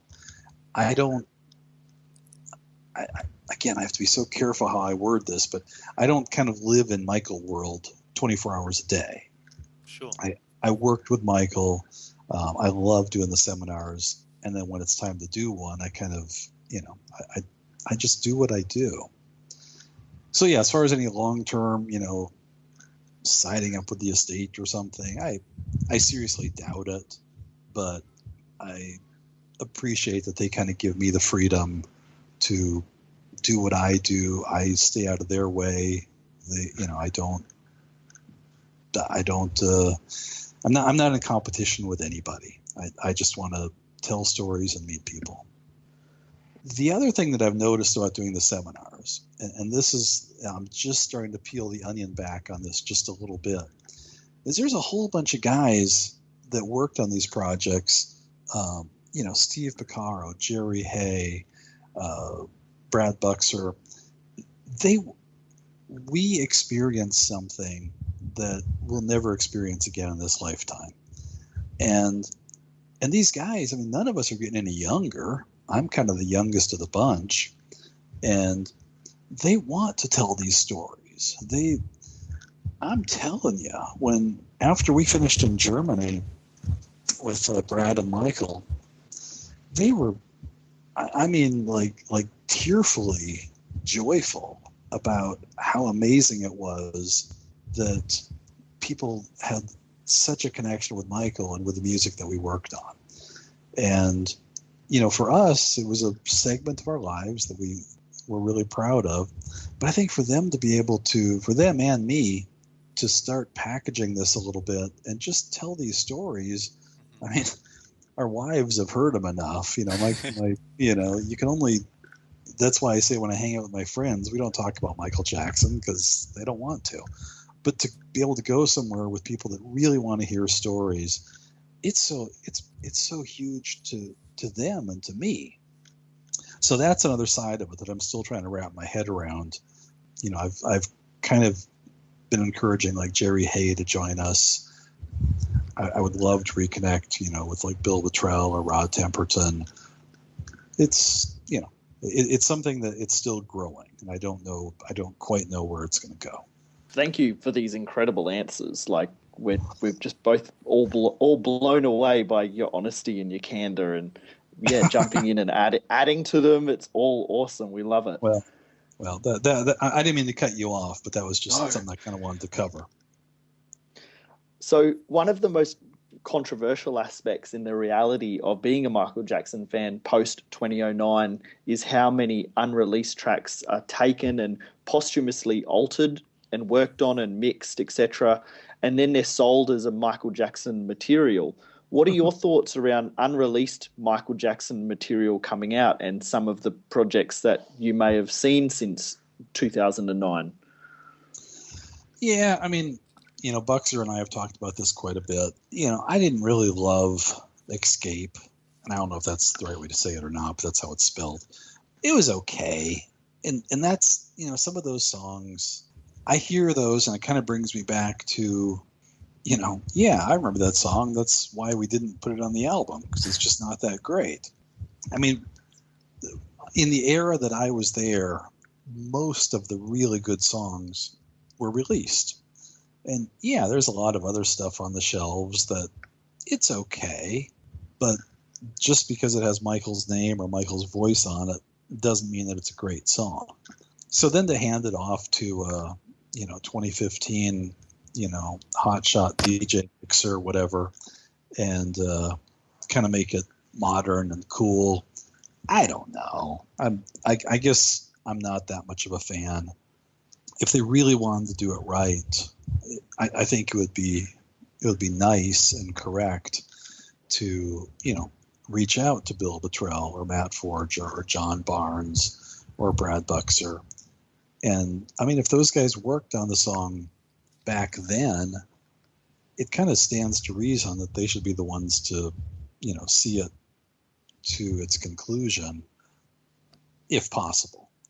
But those guys don't get called, so it's a bit of a mystery to me. And Brad Buxer and I have talked about it quite a bit, and I think it's a little frustrating to him. But you're not going to really argue with the estate, and like I say, I do respect them, and and a lot of these songs, I don't know. I see stuff online. Oh, just release everything, let the fans remix them and do whatever they want. Well, that's not going to happen. And, when stuff gets leaked, I don't know. I know the fans are incredibly curious, but the estate has to, they want Michael's stuff to be Michael worthy. So it's a balancing act, and I don't know the perfect answer. Yeah, I mean, I couldn't agree with you more about, having the original or as many as the original people who worked on these records with Michael back on board for the releases. And I know that, some people have been to some capacity. Rodney Jerkins worked on Escape. Teddy Riley worked on the song Hollywood Tonight on the Michael album that was released in 2010. But then, out of the woodwork, you have, suddenly you've got announced that 12 songs that were recorded in 2007 with Eddie Cascio, with Michael's friend, and then you have other songs that came out from the 80s and then were remixed.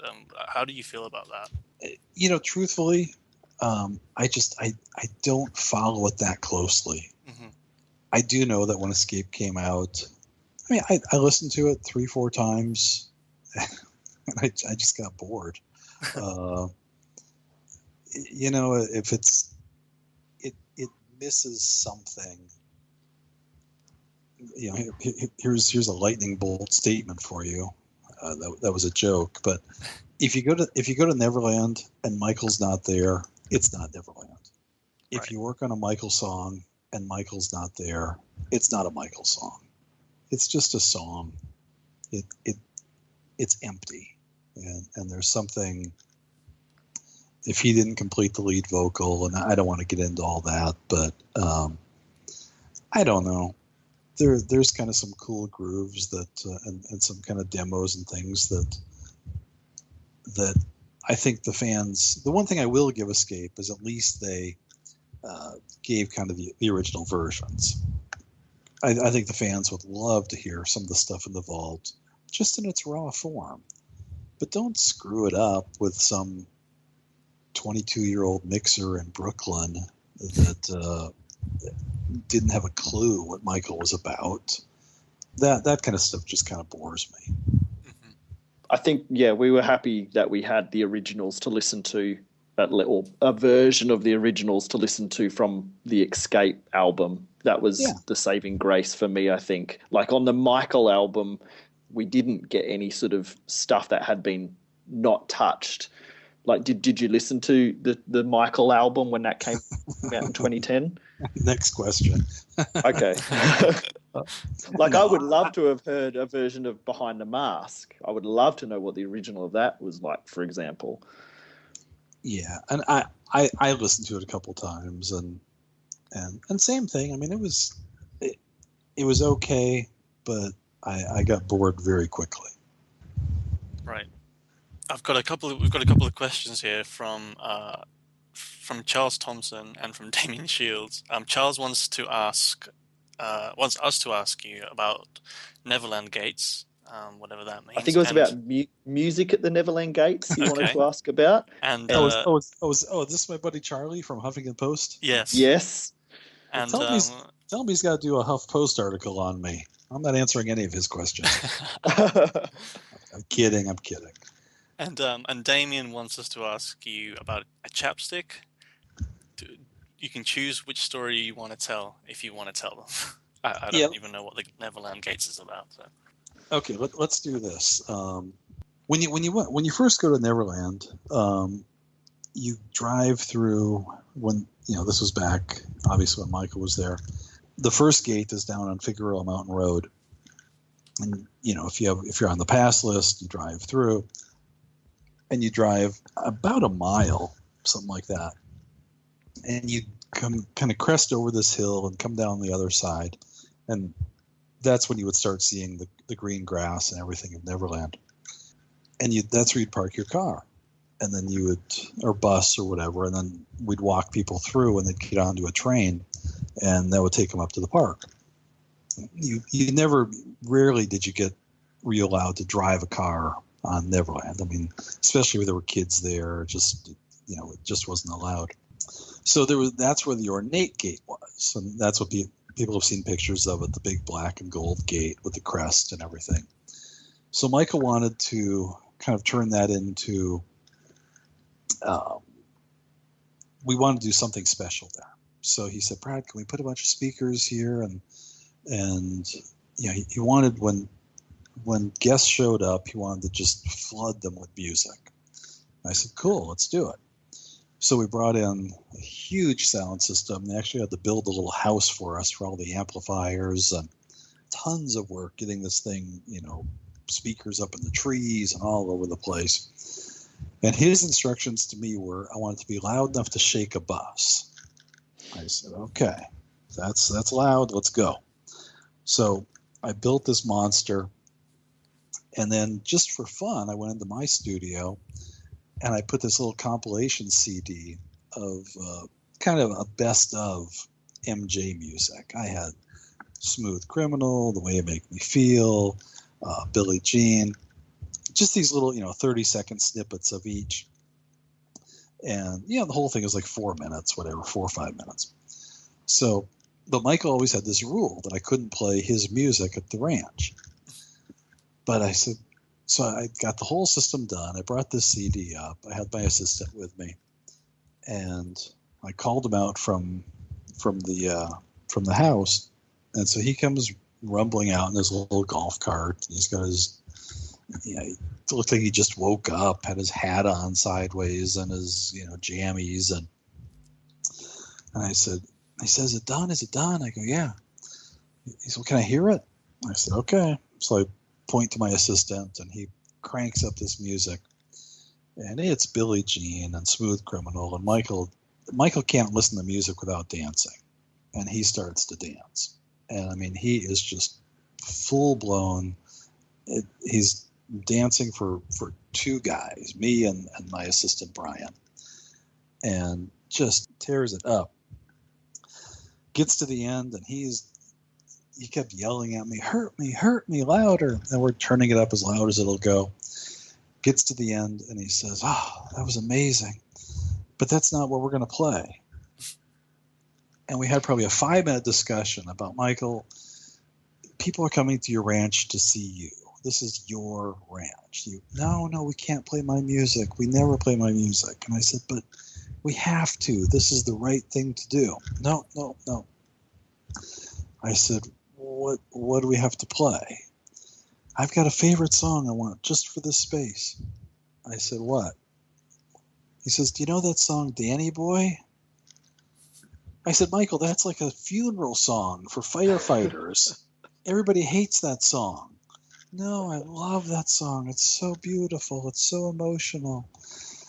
I'm like, you've got to be kidding me. From that day forward, anytime that those gates opened up, it was Danny Boy that was played. I hated it. But that's what he wanted. Michael got what he wanted. That's so random. So, how did Michael affect your life as a person? That's a hard one. There's only one Michael Jackson, and that's sort of a bitter pill to swallow. I was just up at Bruce Swedeen's studio a couple days ago, and we were talking about Michael, and Bruce was playing me a couple of things that he's working on, but he kind of, whispered to me. He said it's just kind of sad because there just is no one that can sing like Michael could sing. He was so he was complicated. That's Brad Buxer's word, and I like that word. Michael was very complicated. He was business smart like crazy. He would make some of the stupidest decisions, whether it's money management or whatever. He was so much fun to be around. I'm an American guy. It's not common that I go to work, for example, and I hug my coworkers. I mean, that's just not what dudes do. With Michael, every time I saw him, I got a hug. I got a hug hello, and I got a hug goodbye. And that softens you a little bit. And if you were going to work with Michael, you had to just let go of some of that nonsense of, pride and ego and all that. And you loved the guy. I mean, I genuinely loved him. And it was a friendship that you rarely get. So, as far as, how he affected me, it was just, it was a once in a lifetime ride. And it was somebody that I wanted to please. I wanted to make him happy and he had something to share with the world. I'm not trying to sound all, hoity-toity or whatever, but he had an amazing gift, and we took it seriously that had to be handled correctly. So it was an honor and a pleasure, and he taught me perfectionism. He taught me patience, gratitude for all of his worth and his importance. He was one of the most grateful, thankful guys I've ever met. And I mean that right down to if somebody would, loan him a pen. He borrowed a pen from one of the runners at the studios, and he wrote the runner a little thank you note. That's crazy. I don't mean that to be insulting, but that's how he was. You just don't meet people like that ever. And he was one of a kind. How do you think Michael should be remembered? Hopefully with a lot of what I just said. He was a dreamer. He kind of like John Lennon. He really wanted and believed that the world could be, a peaceful, loving place, and parents should tuck their kids in at night, and he hated sickness and poverty, and he wanted to try and fix all those things, but one human can't. But he tried, and he was human. He made mistakes. He was just like all the rest of us. But I think he should be remembered as somebody that was a great father. He loved his kids. He was an amazing entertainer. He was so shy in the studios, and unless once he knew us, and then he was fine. But if we had a stranger or somebody new in there, he was so painfully shy. And then you'd see him on stage in front of 60,000 people, and he was electric. So I would think he'd want to be remembered as a, number one, a great father, and probably a great brother, and an amazing friend, and a phenomenal entertainer, and a humanitarian. How can fans keep in contact with you, Brad, and find out more about your seminar? Facebook is kind of my best friend and worst enemy. But in Facebook, it's In the Studio with MJ, and then the website is inthestudiowithmj.com. And we also have Twitter, which I believe is the Twitter is In Studio with MJ. So in the studio is the website, or inthestudiowithmj.com is the website, and In Studio with MJ is the Twitter. Thank you so much. We have just had the most incredible time listening to you answer these questions, and I'm sure that it just barely scrapes the surface of your experience and even what you cover in your incredible seminars. But thank you so much for your honesty and your candor, and for sharing so much. I've just had an awesome time listening, and I can't wait to even listen back to this episode when it goes to air. So thank you so much. Well, you're very kind. I appreciate it. I'll say one quick thing. We've got a couple seminars coming up. We'll be in Chicago next weekend. And then on Labor Day weekend, we're in Orlando. But in October 10th, we're going to be in Vegas.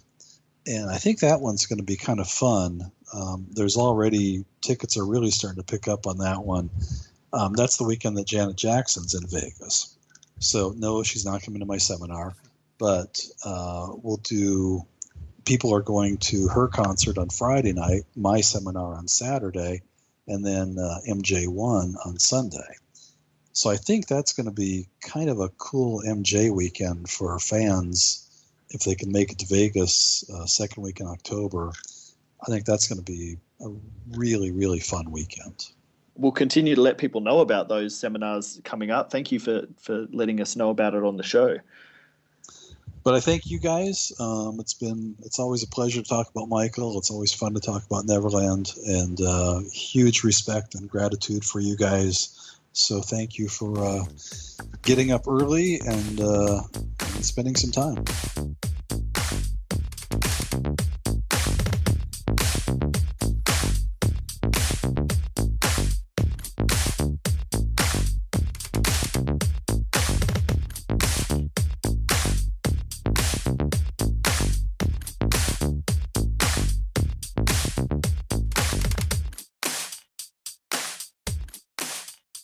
So, Dan, that was pretty awesome talking to Brad. Yeah, absolutely. I can't wait to listen to it myself, actually. Yeah, it'll be really cool to go back and listen to some of the stuff that he covered in the seminars and some of the new stuff that he talked about during the show. And nerdy stuff that I asked about sound across gardens and stuff. Well, it's valid. It's valid.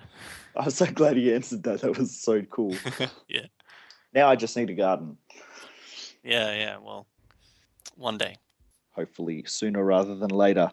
Yes. So yeah, that was really cool. But you've actually been to one of the seminars yourself, haven't you? Yeah, I went to a seminar in London last October, I think it was.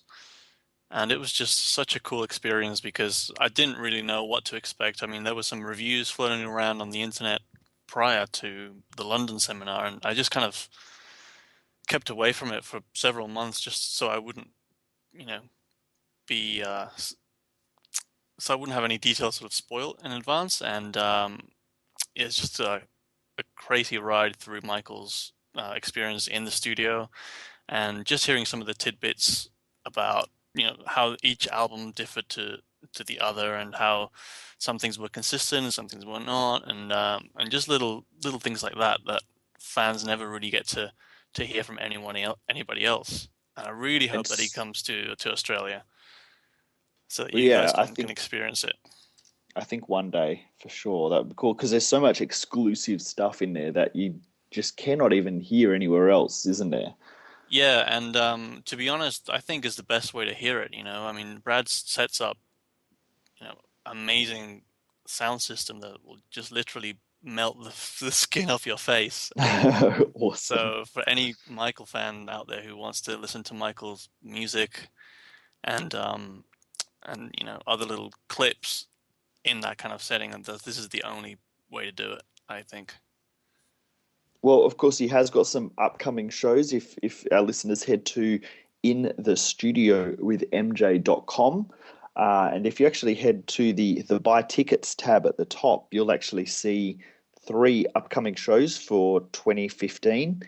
So the first one actually is, so the air date for this show, it will begin on the 29th of August 2015, and the next show actually is tomorrow, Sunday, in Chicago. Have you got the details there for Chicago? Yeah, so Brad's going to be in Chicago on Sunday, August 30th, which is this coming Sunday. So tomorrow. Tickets are still available.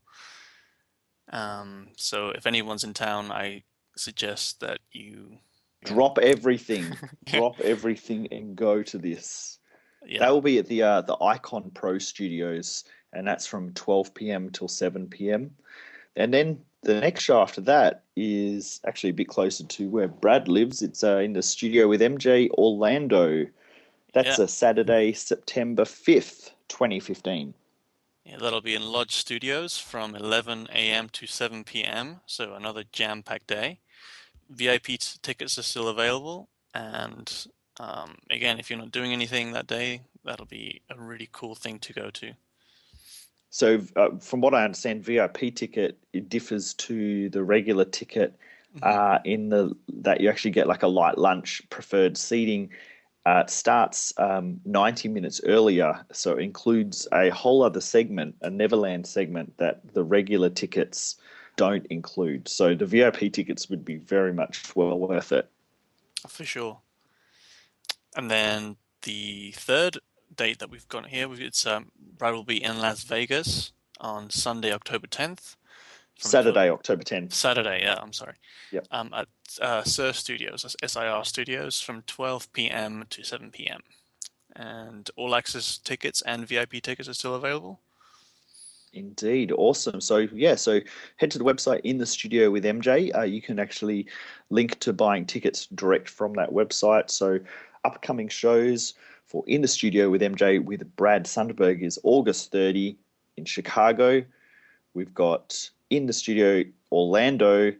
So that's September 5. And then Las Vegas, October 10, 2015. Don't miss out. And then hopefully, next year we'll get the more details of the camp, MJ, that he talked about, and see what other dates he announces around the world. Yeah. How awesome. So, make sure if you definitely are near there or get a chance, drop everything and go, and do not miss these incredible, incredible seminars. So, that's how you can find out about those. So, Dan, thanks again. We want to just really thank you for the music that we opened and closed the show with, because, of course, you put that together for us. Yeah, that's cool. Thank you. You're welcome. Very, we love very it. happy to be asked to do it. That's okay. Yeah, we love it, and we're trying to think of other ways we can use it and Awesome. stuff like that. So, many, many thanks. What are we going to ask you to do for season 2? Something.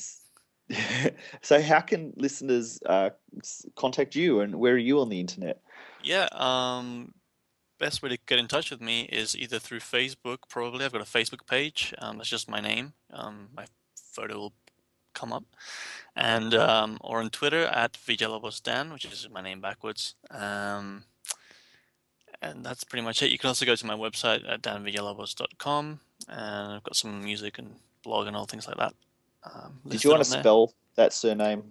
Sure, it's Villalobos. Excellent. Cool. Yeah, because it took me a while to learn how to say it correctly. Yeah. Villalobos. Oh, that's very good. Yeah, I've been practicing.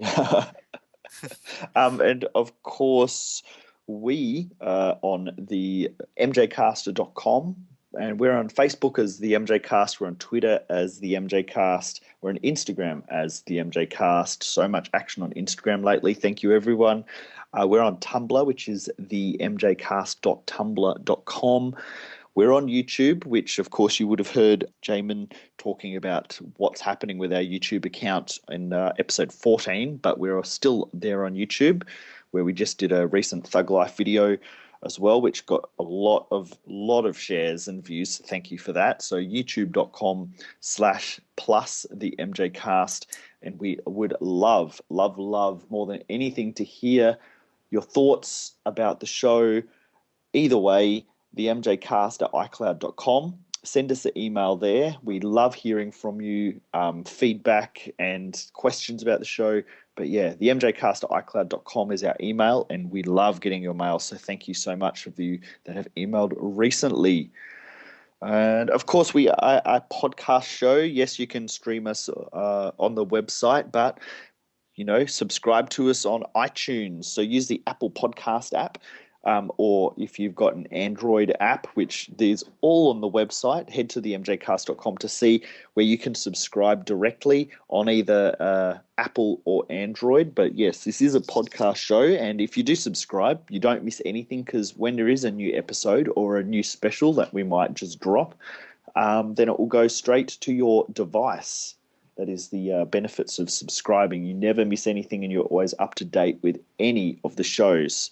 So, those links are on our website up in the top right corner, purple and green, I believe the buttons are that Jamin set up. So, head and subscribe with your device. So today, of course, the air date anyway will be August 29, which is International Michael Jackson Day, Michael Jackson's birthday. What will you be doing yourself, Dan?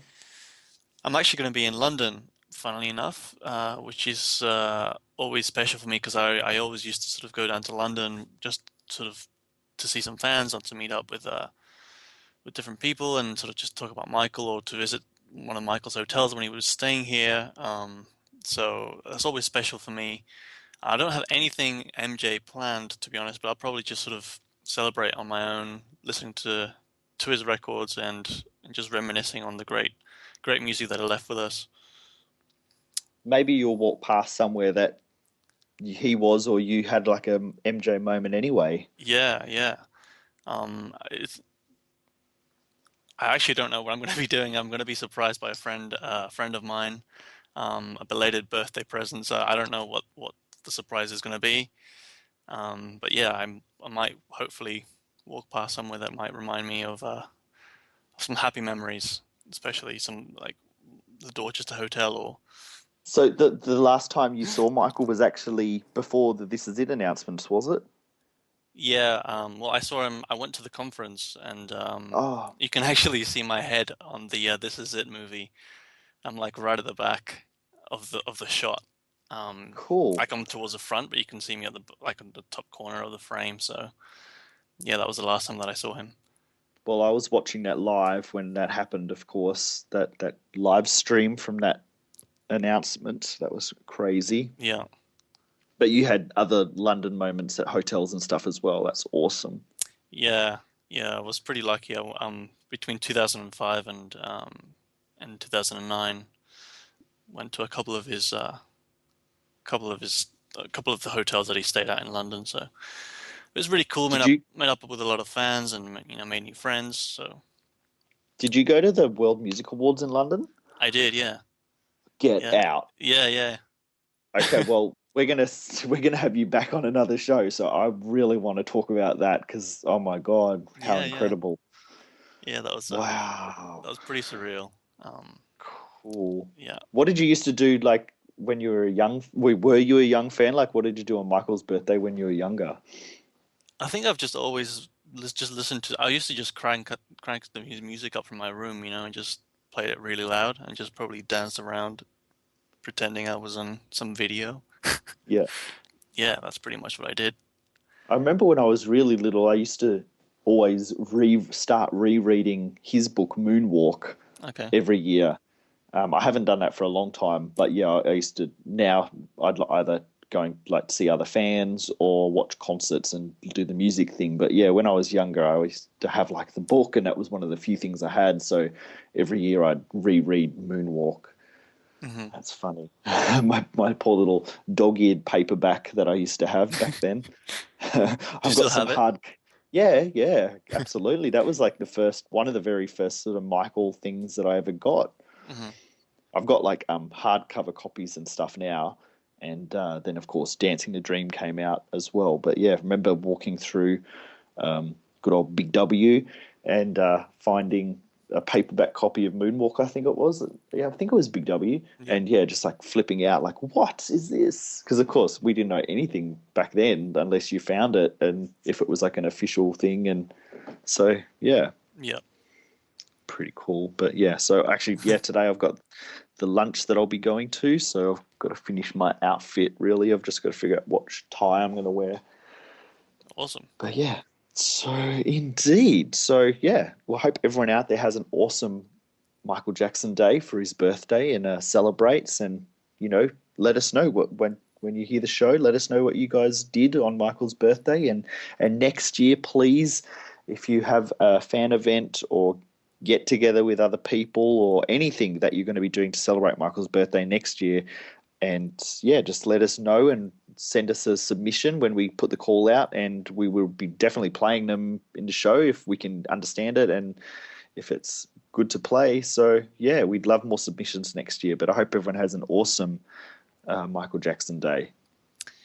Indeed. Hope everyone has an awesome day. Thank you again for having me on the show. It was an absolute pleasure, and yes, I will be getting you back. Cool. Cool. And Jamin, thank you in Mission Control. Sucks that you weren't on this show. I know you were pretty heartbroken when Skype was misbehaving. So yeah, thank you in Mission Control. It's been fun having you there in the background, sending us direction and stuff. All right, cool. All right, well, everyone, thank you, Dan. Thank you, Jamin, and everyone. Happy Michael Jackson Day. We hope you enjoy the show. We look forward to hearing your feedback. And Michael on.